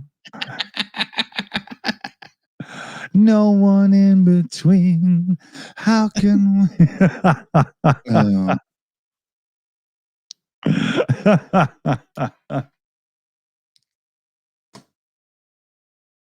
Okay. So, yeah. Yeah, what were we talking about? We were talking about something else. We were talking about something interesting. We got. Yeah, I think we were doing a poll for the ugliest YouTuber or something. Yeah. Oh, hey, talking of which, Rick Ukrainian was on tonight, and he actually put my painting out. So did we on Saturday. The show that you don't show up to. Well, that's because I'm not available yet. Then don't bitch. I'm not bitching, but it's the first time Rick was there to put it out. Okay. Yeah. So we'll see how that goes. Yes. He's put it out at quite a high price to starting bid, but he put it up at $200 to start, and I understand because it's like you're actually talented and it's a really good painting and all, but if you started a lower bid, you actually usually get more traction, right? Just get it started. Yeah. Mm-hmm. We'll see what happens. Yeah, but this is he might do a reduction. Yeah, like this is a one of a kind. It's acrylic. It's on canvas. The whole 9 yards. Right. This is like real art. Oh, thank you very much. Yeah, you're welcome. Well, sickens me to say it, but it's true.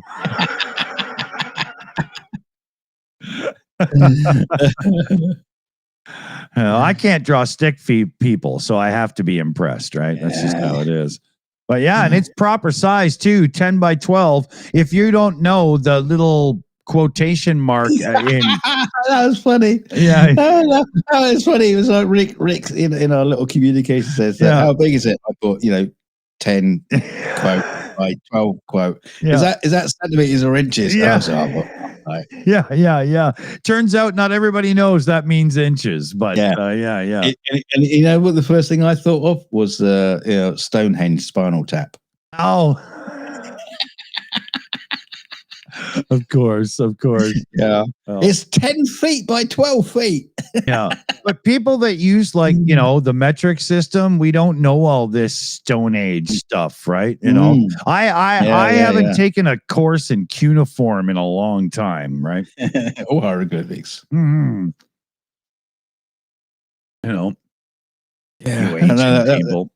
That was funny though. It's just like it didn't even occur to me that he wouldn't even fucking understand. Yeah. I've done that before as well, and had people go, and I'm like, oh, it's not universal. I've already had that happen. Yeah. Well, that's the thing. Talking to like an American or an honorary American like you, we can talk both languages. We can talk centimeters, millimeters, and inches and feet.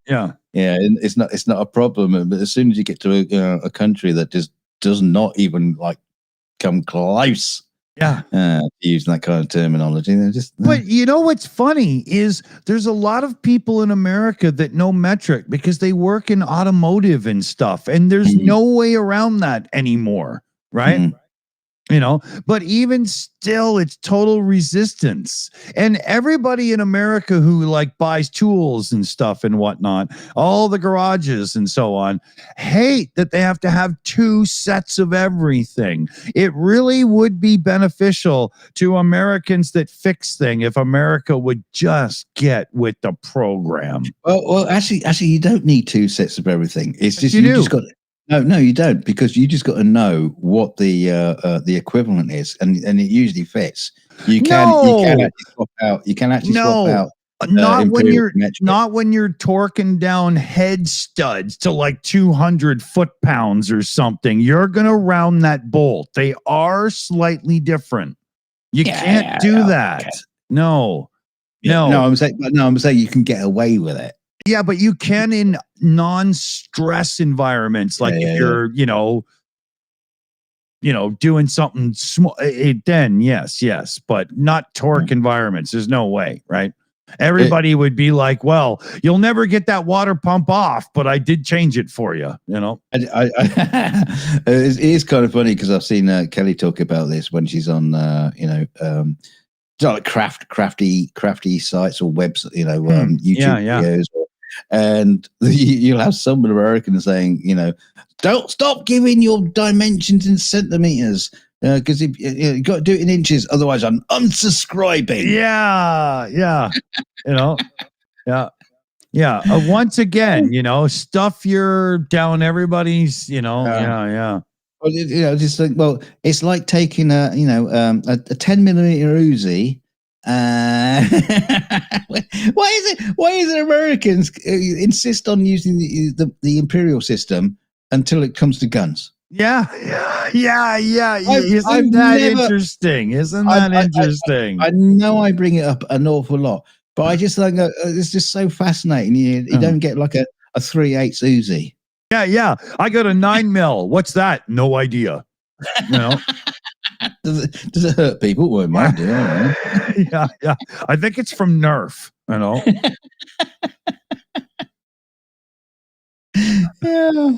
Come on, guys. Get to the program. Yeah.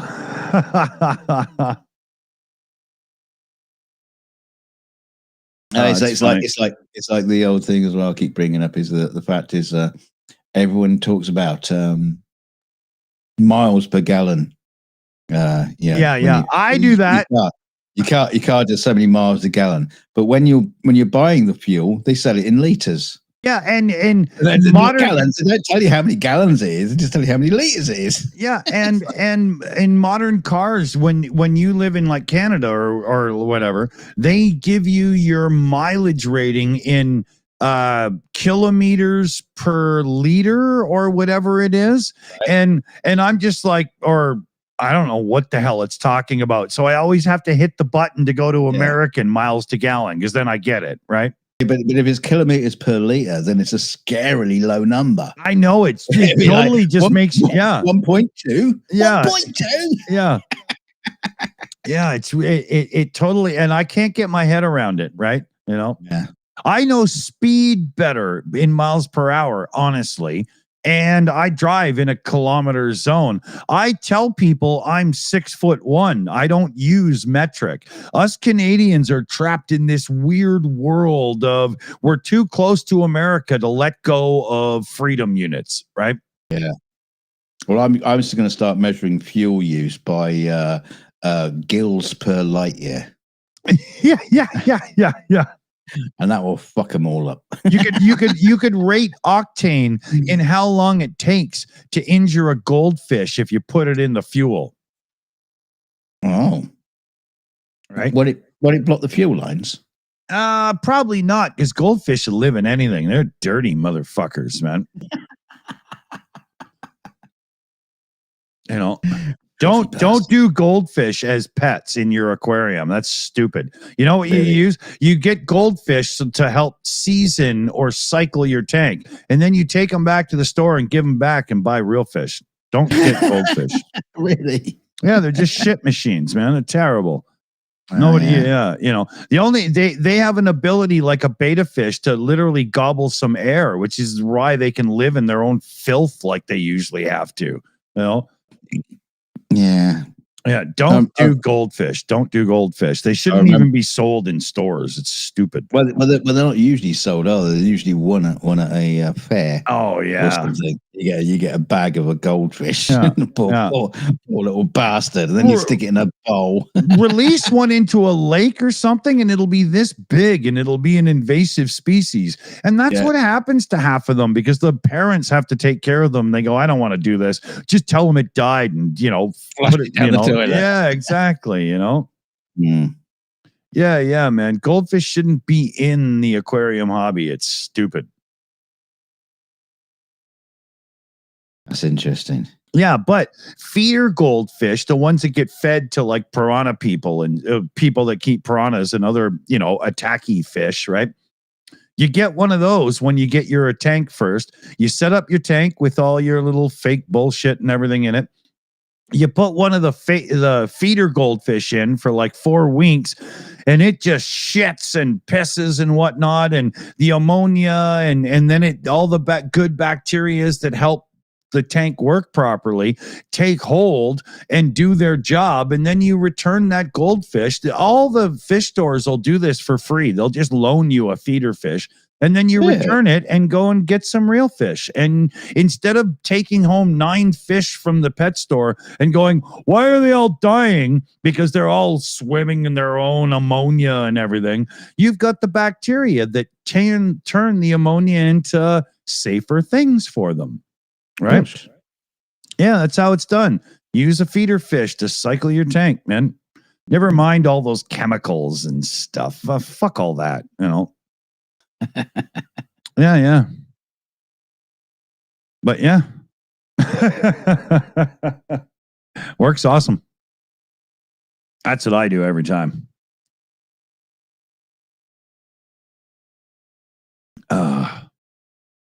I don't do fish. I Jedi in the chat. He ain't a motherfucking gay fish.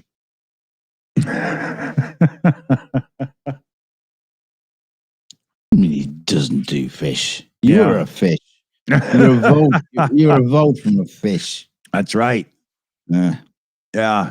You'd still have gills if they didn't look so unsightly.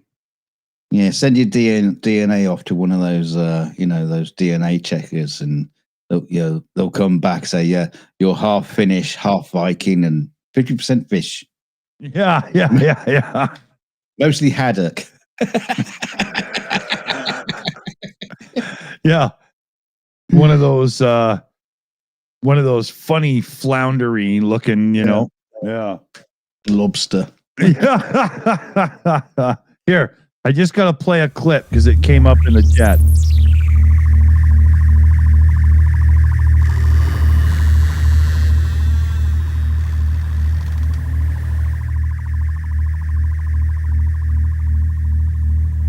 Scary robots. It's the fish head song. We're probably getting shit, but whatever. We'll let it play for a second.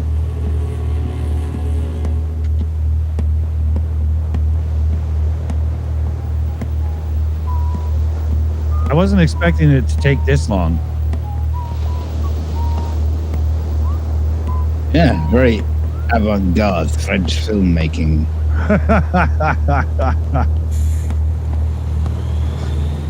All right. Well, come on, guys. Here. I'm going to turn it down. Maybe we won't get in trouble for copyright that quick. I don't think you can get copyright for not a song. Yeah. Just for a tone. Yeah, but one that's got a little bit of a whoa, whoa, whoa, whoa, whoa. What the hell? Doesn't this song ever start? No. It's the answer to that. This is it's going to be one of those videos where you get to the end and it's no song on it. There we go. Morning, laughing happy fish heads in the evening, floating in the soup. Fish heads, roly Fuck's poly, sake. fish heads, eat them up. Them up. Yum. I am not that drunk.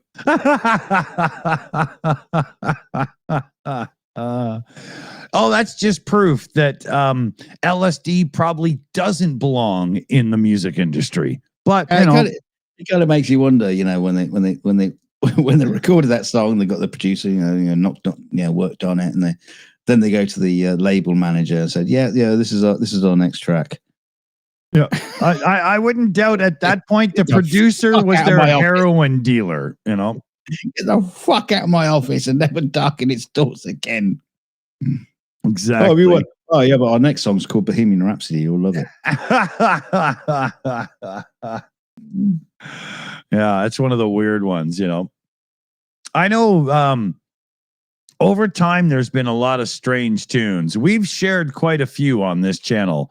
But I'm sure we can find a few more if we really try. Not right now, but in the future. You know. Hey, I tell you what, is an interesting musical thing for you, because I've been getting some USB sticks, going through my iTunes library, prepping them.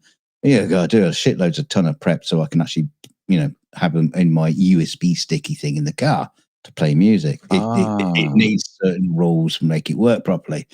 So yeah, and of course, one of the things I got in my iTunes library, I got a massive iTunes library that I haven't really updated at all for like 15 years or so.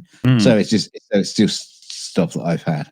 Yeah, and one of the things I've got in there is the entire bibliography of the Alan Parsons Project. They're cool. And they are cool. They do some good music, and I've got practically all their albums. Yeah. And I couldn't name one. I couldn't name one of their tracks. Eye in the Sky. Yeah, but the thing interesting about Alan Parsons Project is, who the fuck are they? Well, did they ever gig? Did they do concerts? No. Did they ever hit the radio? It's like no. They hit the radio a couple times, but Alan Parsons. It was like a session band. Well, no, not even. Alan Parsons is a big producer, and another member of the Alan Parsons Project, at least in the beginning, was Bob Rock. The guy who made Metallica a bunch of wussy bitches. Okay. I didn't know that. Yeah. Bob Rock went on to work under Bruce Fairbairn for a while, who was a monumentally huge 70s into the 80s producer, I just think it's fascinating. They were just got a whole bunch of albums of somebody who Yeah, they never did concerts, as far as I know, or Yeah, never hit the mainstream. Yeah, I don't know that they ever did any performance at all. I think you could almost equate them to Steely Dan, like literally just a studio band, right? Yeah, Yeah. yeah, strange. But I mean, some they are cool. seriously good sounding stuff. Like Yeah, yeah. every time the Alan Parsons Project records, it doesn't matter if you don't know what's on it. You can just simply push play or put the needle down, whatever your preference is, and you'll be fine. It's really good, right? Yeah, it's like what we were talking about the other pub chat. We were talking about Zhang Tung Tung and the producers behind Frankie Goes to Hollywood and stuff like that. It's always a well produced album. Yeah, they have a particular sound to them. Yeah, especially with I don't know who the lead singer is. I don't know if that's Alan Parsons himself or what. But there's the lead singer. Just I don't know. It's just curious. Yeah. I just thought I'd bring it up because you might know more about them than I do. And you do. Yeah. Alan Parsons, I do believe he's on the team from America. Team America. No. Dark Side of the Moon. I'm pretty sure he was in the studio for that, right? Yeah, because I think the only reason I ever picked them up at the first time was like years ago when I was just like going around to like record shops or record dealers and things like that, and I just pulled it out because it was an interesting album cover. Alan Parsons is an album you want on thick, good vinyl because you get more dynamic range and it's just going to be that much better to listen to, right? You do not want compressed MP3 files. You want like vinyl rip flash. Tough shit. That's what I've got is the MP3s. Or MP4s converted to MP3s and on a USB if they stick. have the dynamic range saved in it, you could be okay. But usually it gets compressed, right? I have to say, I'm sorry, but I don't have a turntable fitted inside my Toyota Land Cruiser. Yeah. I know for an audiophile that just seems disgusting. But I don't think there's any room for a turntable in there. Ian Wilson in the chat was saying that it turns out it could be Lars Ulrich, that almost fascist drummer for Metallica, the one that wanted to sue individual downloaders for hundreds of thousands of dollars, if not millions. He was the one that wanted Bob Rock as a producer because he heard Mostly Crud's Dr. Feelgood album. If that doesn't make you sick to your stomach, you don't appreciate good heavy metal. Oh, God. Lindsay Rogers asked if I've got any Ivor Biggin on my USB drives. No, I don't have Ivor Biggin on my iTunes library. Thank God. My Biggin stays in my Fruit of the Looms, but your Fertile Looms.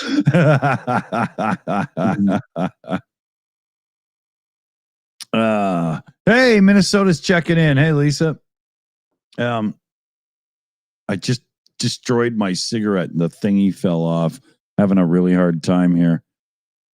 It's kind of funny that my most of my iTunes library was built up from years ago, so most of them are going to be kind of like compressed MP3s from the past.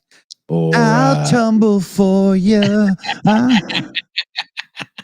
Because when Apple iTunes, they would convert everything to like high quality. Yeah, but their ACC was a better codec than MP3 when iTunes came out. For sure, you could hear it especially in the cymbals and the sibilant sounds. I get it, but they won't do it for stuff I just downloaded from Napster. Oh yeah. They didn't convert things that I've downloaded. They'd convert things that I had previously Yeah, purchased. funny that, eh? Because Apple should have partnered with Napster, right, to make it cheaper for us all. No, but that was one thing about Napster. A lot of people, like, if you remember the days when file sharing became mainstream and it wasn't just Usenet and stuff, you know what I mean? It was huge, but 3/4 of the songs that were being shared were like lower than 128 kilobits a second. It sounded like AM fucking radio, you know. I downloaded even worse than that. Yeah, it was like, really. Yeah, even back in those days, it sounded bad. You know, when we were kind of like, you know, just amazed it even happened. Because I remember one day at work, you know, it's like walked into the office, and you know, my colleague Joe was like really excited, saying, "Go on, tell me a song, any song, and I'll get it, I'll get it." And you know, one of the other colleagues says, "Flock of Seagulls, a photograph of you." And Joe goes tap tap tap tap tap tap tap tap tap tap. Yeah. 30 seconds later, he's playing the song. They're going, "Wow, that's amazing! That's amazing!" Where did this come from? It's like, oh, is this whole new thing on the internet? You just like download people's music. Yeah. That was like, you know, like a light bulb moment. You know, wow. Yeah. I was doing a little before, but even still, it was, you know, Ugly German Truce caught me in one there because he's correct. Bob Rock was not part of the Alan Parsons Project. One of his early bands that I got mixed up on, because I also have them on vinyl here, and we were talking about, you know, it's the Payolas. And the Payolas, Canadian band, and their first record, they had a song that hit the radio, Eyes of a Stranger. All you have to do is listen to that song, the Payolas, Eyes of a Stranger, and you can hear that Bob Rock came from sound perfection. That album sounds amazing. I just keep thinking of Bob Ross and his happy little trees. Yeah, not quite. But yeah, probably the same hairdo. Yeah, the Payolas, unfortunately, are blockers on YouTube. Right, if we play their song, the stream will get blocked. But if you don't know the reference, the Payolas, payola was paying off a DJ to play your record. What about the Paellas? What are they like? Are they okay on YouTube? Well, she's a good engineer on Star Trek Strange New Worlds. But 1 second here, 1 sec. He's off to check on something. I think he's going to put the oven on. Whatever. Yeah. No. Those are funny days. Those. I remember it's like finding a website that had like a whole bunch of really obscure film soundtracks, and I like Born Groove. I like to collect soundtracks, and it was like I was just going through their list. I was at work, and just going, right, click download, and then all of a sudden the download stopped, and I go to the IT guy, said, "Oh, I was downloading some stuff," and all of a sudden it's all got blocked. He says, "Oh, it's you!" Yes, he said, "You were completely, hogging the entire network." But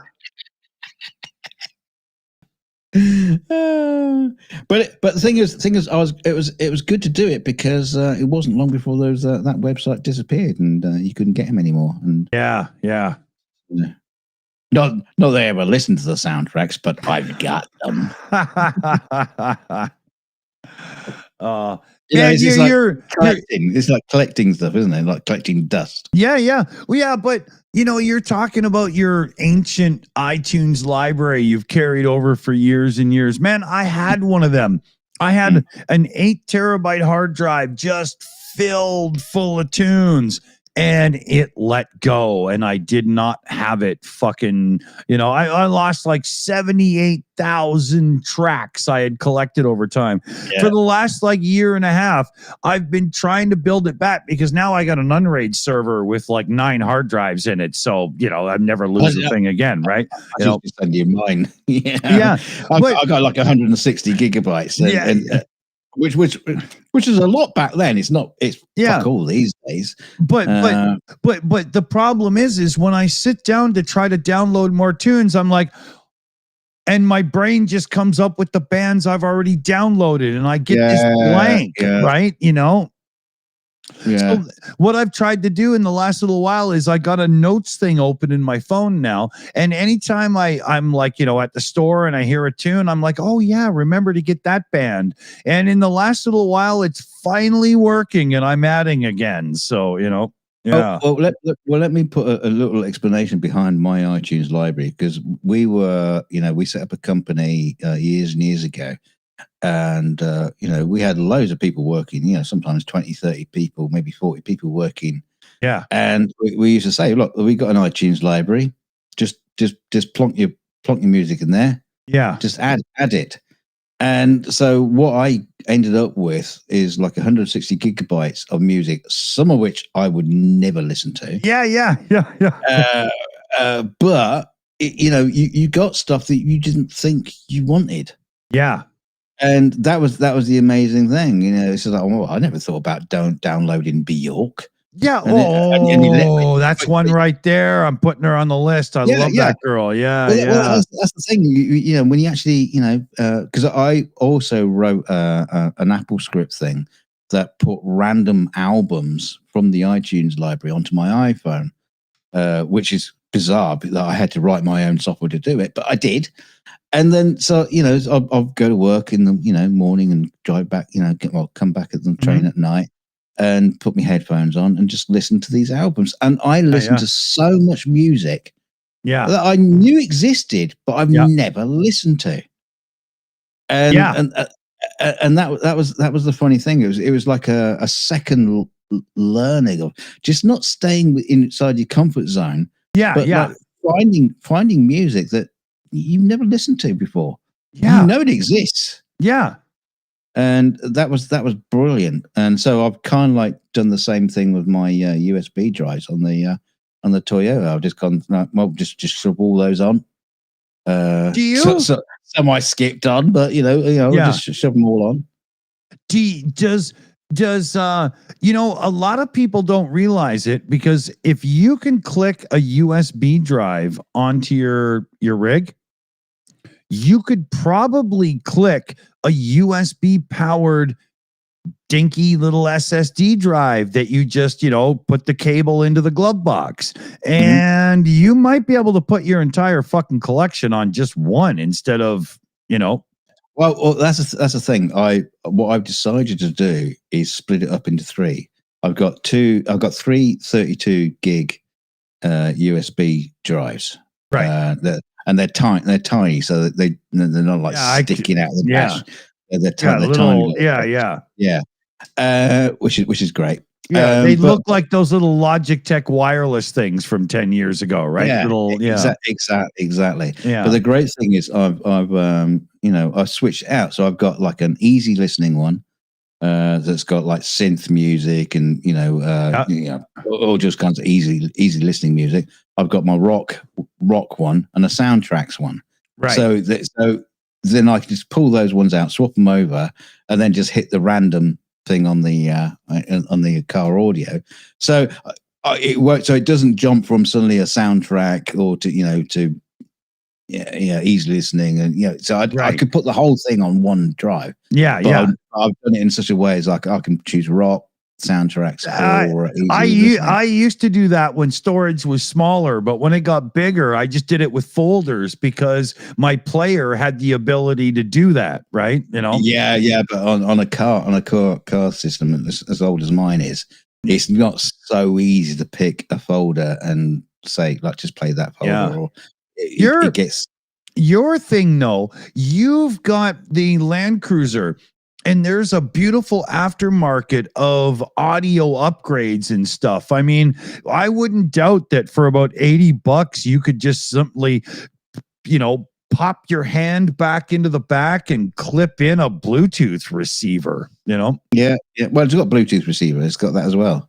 So if I wanted to, I could just like put it on my iPhone and play it all from there. No, what you do is get yourself an old iPod, like one of the classics, and do the little motherboard upgrade that gives you Bluetooth, and then you do the little storage upgrade, and you could have yourself like 2 terabytes in a tiny iPod, and it just Bluetooths over, right? Yeah.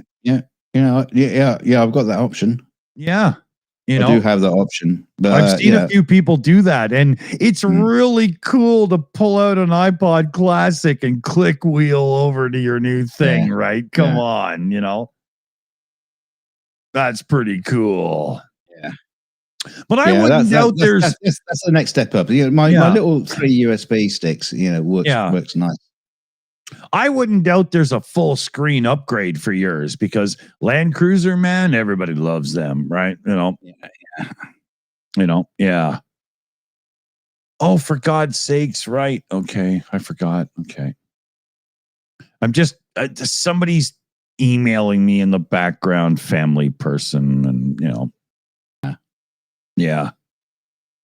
All right, there we go. Yeah. I forgot. Tomorrow's a holiday, so my son doesn't do schooling thing. There's a family thing. He's getting picked up in the morning and the whole bit. So great day for me to be having a few beers and be waking up a little cloudy headed, right? Perfect. God, I'm fucking stupid sometimes.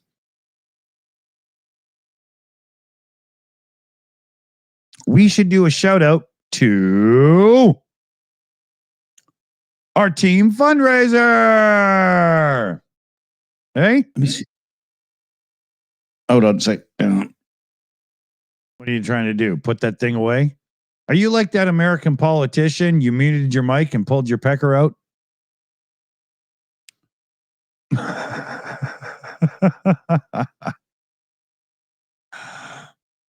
All right. So there you go. There's our fundraiser. We're at $8.95. So we're still climbing it up, a little bit more.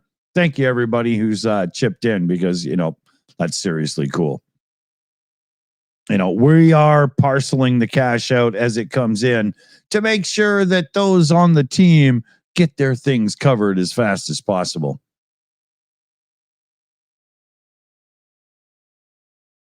It's too bad we don't have like 600,000 subs because we could just, pony it up. But sadly, that's not us. It could be us if y'all help click like, click share, especially share. Share it out on social media. Hit that button and show people you're hanging out here because it drives people over.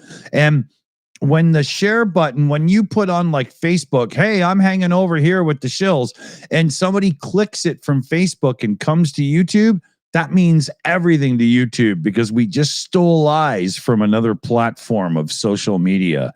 It's literally the most powerful button on YouTube is the share button. Apart from the clitoris. Well, that's true, right? But they haven't fitted that to YouTube yet. So. Sorry, ladies. It's too bad because I know how to find it. Unlike notifications.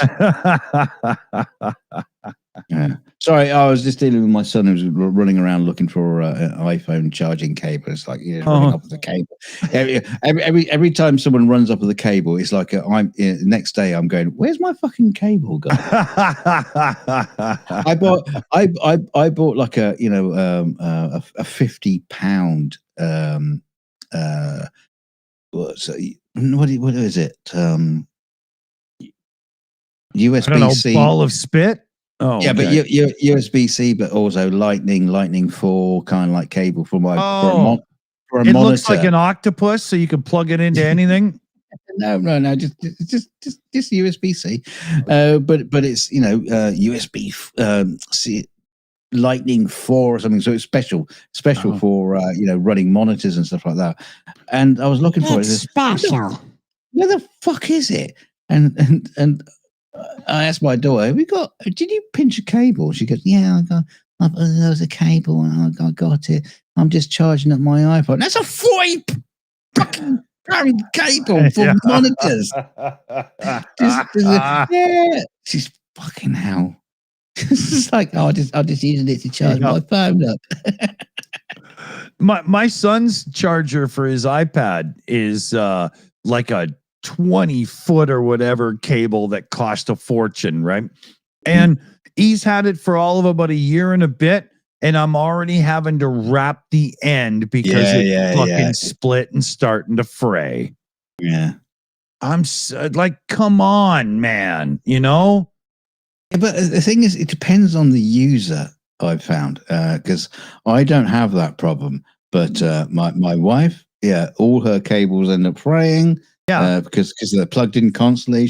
But they're always bent at an angle. But the fact is lots of people bend them at an angle, and that little 1/4 inch fucking 8 mil thing they have to kind of keep that from. Why isn't it just 3 inches long? Why? Yeah. Because it would cost 3 extra cents, and it would keep you from buying another cable. Everyone treats us like garbage, man. Fact. You do get those little attachment, like almost like adapters, which allow the cable to spin around. Yeah. Kind of stuff. You know, just like back when you had a phone in the kitchen and you could put that thing on it so it wouldn't get all fucking tangled and stuff. You know? Yeah. Oh, we never had that. Oh man, we had a cable on our phone in the kitchen, and I bet the cord from the handset to the base that was hanging on the wall was 15 feet long when it was unfurled from its coil. You know. Yeah, that was amazing in the UK to see that, because we had a telephone table next to the telephone. And that's where you sat to take telephone calls, because it was the only place you could go. Funny thing is when I was like 4 or 5 years old and I'd go to the Maritimes to visit my relatives, those on Prince Edward Island had it exactly like you guys did. There was a little nook near the front door, and there was a little place to sit, and the phone would be there, and there'd be a pad of paper and stuff. But over on the West Coast, we had like the phone could be dragged into the kitchen. The cord was so long, and And then they invented the cordless, and then you lose the phone, and you can't find the chargers. And oh man. Well, funny. My neighbor was over the other day. We were watching something quick, and she says, why do you call it a clicker? When I was saying, I got to find the clicker. She was like, what? And I was like, the remote control for the, why do you call it a clicker? Because they don't click. And she's like 31 and I'm like, 50 ancient. And I had to show her on the internet how the earliest things, the earliest little remotes for TVs actually went click when you hit the button, right? And my mother always called it a clicker, so that's what I call it even still, One of my favorite scenes in Poltergeist is when they're having the war of the clickers. Someone's changing the channel on the other side of the road. They're all watching the ball game, and suddenly click. Click. Yeah. Dear. That's funny, man. But even funnier, back in those days, you only had 4 channels to choose from anyway. Yeah. I remember the first time I heard Pink Floyd, 36 channels of shit on the TV to choose from, or whatever that line was. I was like, what? I got about 9, man. You fucker, where are you from? You sure that was Pink Floyd? Yeah. It's I think it's from The Wall. And he's talking about like UHF channels because it's way back in the day. But even then, where we lived, we didn't get that. I think we got like 6. Yeah. you know. And we had the satellite dish, you know, to get a few, but that didn't count because everybody else didn't have that, right? You know. No. And when you say satellite dish, you mean satellite dish. Yeah, Not just a little pizza box on the wall. It No, was we had one that was bigger than the steady ones, right? You know. You were getting like interruptions from alien broadcasters. Yeah. The one we had was like the size of a cottage, right? You know, unbelievable. You know, just changing the channel. Yeah. VD Hertz in the chat says he says 13. Yeah, okay. And at that time, even with UHF, I think we were lucky to have 5 or 6 in my area, right? You know, I was really late to the cable TV game because my father like living outside of town and commuting to work, right? He'd rather have like a real backyard and stuff, you know, which I agree with, you know. Yeah. I just remember my stupid black and white telly with the hoop aerial at the back. You had to like kick and adjust every time you change the channel. God, I don't think I've had an actual TV account or, you know, used like aerials or digital TV or whatever. I don't think I've actually paid for television since like the Napster era. But the funny thing is, I noticed the other day there was some house across the road, and they got their TV aerial, and it's like hanging off the chimney. Yeah. It's like, well, they're all gone. There are no, you know. Well, no, there's digital now. There's digital.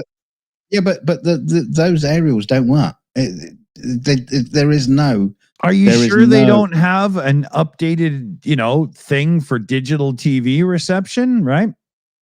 Oh, I don't know about that. Because depending on the frequency that the TV digital is being broadcast, that antenna might actually still work, right? I don't know how it works. There's a YouTube channel, Save It for Parts, really cool. He hacks like old satellites because they're not encrypted and you can just literally see what's going on and stuff. It's a really cool channel. Wait. He hacks the satellites or the satellite receivers? Well, no, he doesn't even have to hack the receivers. He just finds them as, you know, obsolete stuff. And then he's just finding satellites orbiting the Earth and hacking them. Yeah, well, I say hack, but he's actually just smart enough to find the equipment to access stuff you're not supposed to access. Right? Oh, okay. Oh, that sounds cool. Yeah, he's a really cool channel. Save It for Parts, you know. Really cool. Yeah. I remember seeing a channel like that before. You know, it's like, you know, it's like really interesting, fascinating. It's like, I can't be asked to get involved. Yeah. But yeah, this guy used satellite communication to order pizza once just because he could, right? You know, brilliant. Yeah, it's really cool. Yeah, you had to order it from China, but took it. Yeah. Still was quicker than Papa John's in his local delivery. Oh man. We have a Papa John's pizza in our town, and there's one rule. If you want good pizza, don't call them. Jesus Christ. You know, it's like going to the grocery store and buying the lowest quality meats and cold cuts you could ever afford, and buying that cheese that is so low quality when it melts, it doesn't really melt. It kind of looks like it's processed cheese. That's kind of what they serve you in our area. It's disgusting. I can't even feel that about most pizza places. Oh, it's getting bad. It really, that's another reason why I've gone for the mixer and stuff. Cause I'm doing pizza and I'm doing slow rise 3 days in the fridge, the way the high end pizzerias do it dough, you know? Oh, do you remember going to like a Pizza Hut restaurant and you get those deep pan pizzas and they come in those like, you know, those lovely platters and you pull them out. They got, you know, the salad bar and all that kind of stuff. We have one of those in our town still. And Wow. our local Pizza Hut gives you proper raised crust pizza. And like when you order like a Hawaiian, they put like triple cheese on it because there's not that much topping with just like ham and pineapple, right? And holy fuck, man. I mean, sure, it's going to cost you $45 delivered, but you get 2 large pizzas that are this tall, and you get like 16 little chicken wings, and you just ruined it by saying delivery. Yeah, but because they're only like 16 blocks from me, right? I only pay like a $4.95 delivery fee, and I tip the driver $4. And it's so hot it'll burn your mouth when it's delivered to you, right? Yeah, because the reason why I say you bought it by delivery is because over here in the UK, we used to have like Pizza Hut. Yeah, it was just like fucking everywhere. In every town, you'd go to a Pizza Hut. I used to love Pizza Hut. Yeah, and but they're all got rid of them. They're all just like delivery now, and it's just not the same. It's and it's fucking expensive. And if you're paying that much, I'd rather sit down in a restaurant and have it. But no, they're all gone. They're all gone. They realize they don't have to have a restaurant, and they can just like sell their shit on the back of a fucking motorcycle. We still have Boston Pizza as the traditional pizza place to go to, but they have decided that they're upscale now, and everything has like way increased in price compared to when I was a kid. And so now it's all, shrimp lasagna for $28. It says Pizza Hut in the fucking door, or pizza, Boston Pizza, right? The fuck, man, they ruined it, right? Yeah, because that's the funny thing as well. Talking about pizza, because I remember, as a teenager, getting a pizza was like cheap. It was like even cheaper than getting like fish and chips or whatever. It was just like it was like a real cheap takeaway thing. Yeah. And now it's like fucking premium kind of like, well, how much? Yeah, How much for that fucking pizza? It's just bread. It's bread dough with some bits on the top of it. And some of the most expensive pizza has the least toppings because it's artisan. And it's like, I don't care if you're stupid enough to pay that much for 5 slices of pepperoni. I'm not dumb enough to buy it, motherfucker. It's not happening, No, they have 1 slice of pepperoni, but it's been cut in the middle. Exactly. And each piece of pepperoni gets 3 shreds of mozzarella on it. It's unbelievable.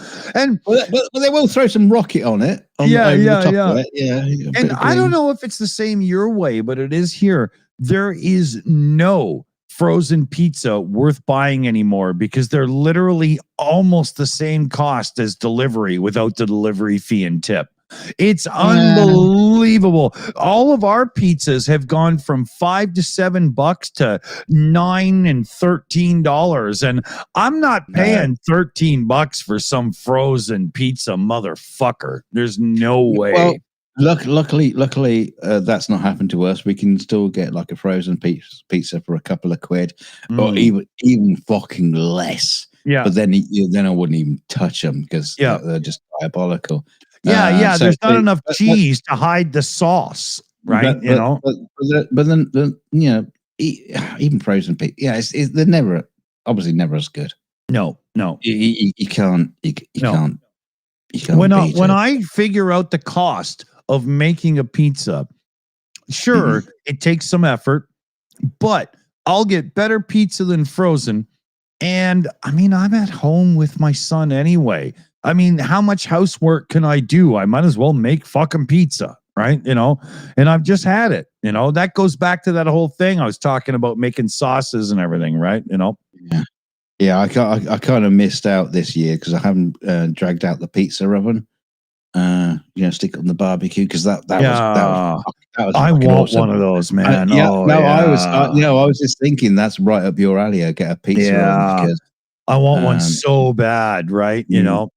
Sit Yeah, outside, have a beer, little umbrella for shade, pizza oven rocking. Yeah, sign me up. Yeah. Yeah, they'll knock out a Neapolitan real quickly, and Oh, they're just so good.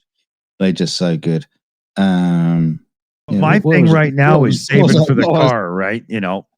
I was aiming at something. Well, no, you can get pizza ovens quite cheaply, but obviously you can get them. Yeah, spend. Yeah, even still, we got a year to move. So my son and I, it's all about the vehicle now. You know, Yeah. after I got my mixer, that's that. Everything has to wait. Yeah, no, there was something. There was something I was aiming towards, and I can't remember what it was now. Probably the toilet, and I'm sure your wife is upset you missed. Well, she's not here.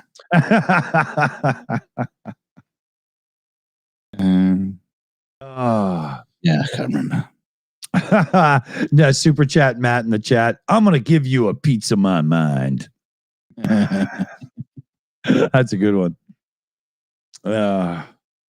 So here we're coming on 2.5 hours. We've been bitching and moaning and whining and screaming and crying and Oh, yeah. I mean, if this was OnlyFans, there'd be ejaculation, but thankfully there isn't. Excuse me.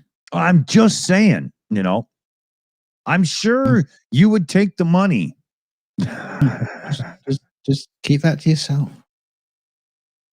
That's what I try to tell my son. Oh God. Well, on that train wreck, I think it's probably time to leave before Dick, says something else stupid that Oh yeah, after 2.5 hours of you, you're gonna lay it at me now. Yeah, it's all your fault. It's all your fault. It's nothing to do with me. Yeah, I only brought the nice things, the pretty sparkly unicorn fart things. Yeah, to the stream. Yeah. Layered effect, so they look nice. So let's see here. Good consumer advice would be probably don't listen to anything we said. Although, if we didn't do right to repair tonight. There's been some advances in that, so pay attention to that. Right to ownership. Wow, we're losing the battle hard. So, don't pay. Okay, good consumer advice. Don't pay for OnlyFans because you can find it on the torrent sites. There you go. And don't forget to send out thoughts and prayers for President Donald Trump. Just be careful what you put in those thoughts and prayers. Because God might be listening. Yeah.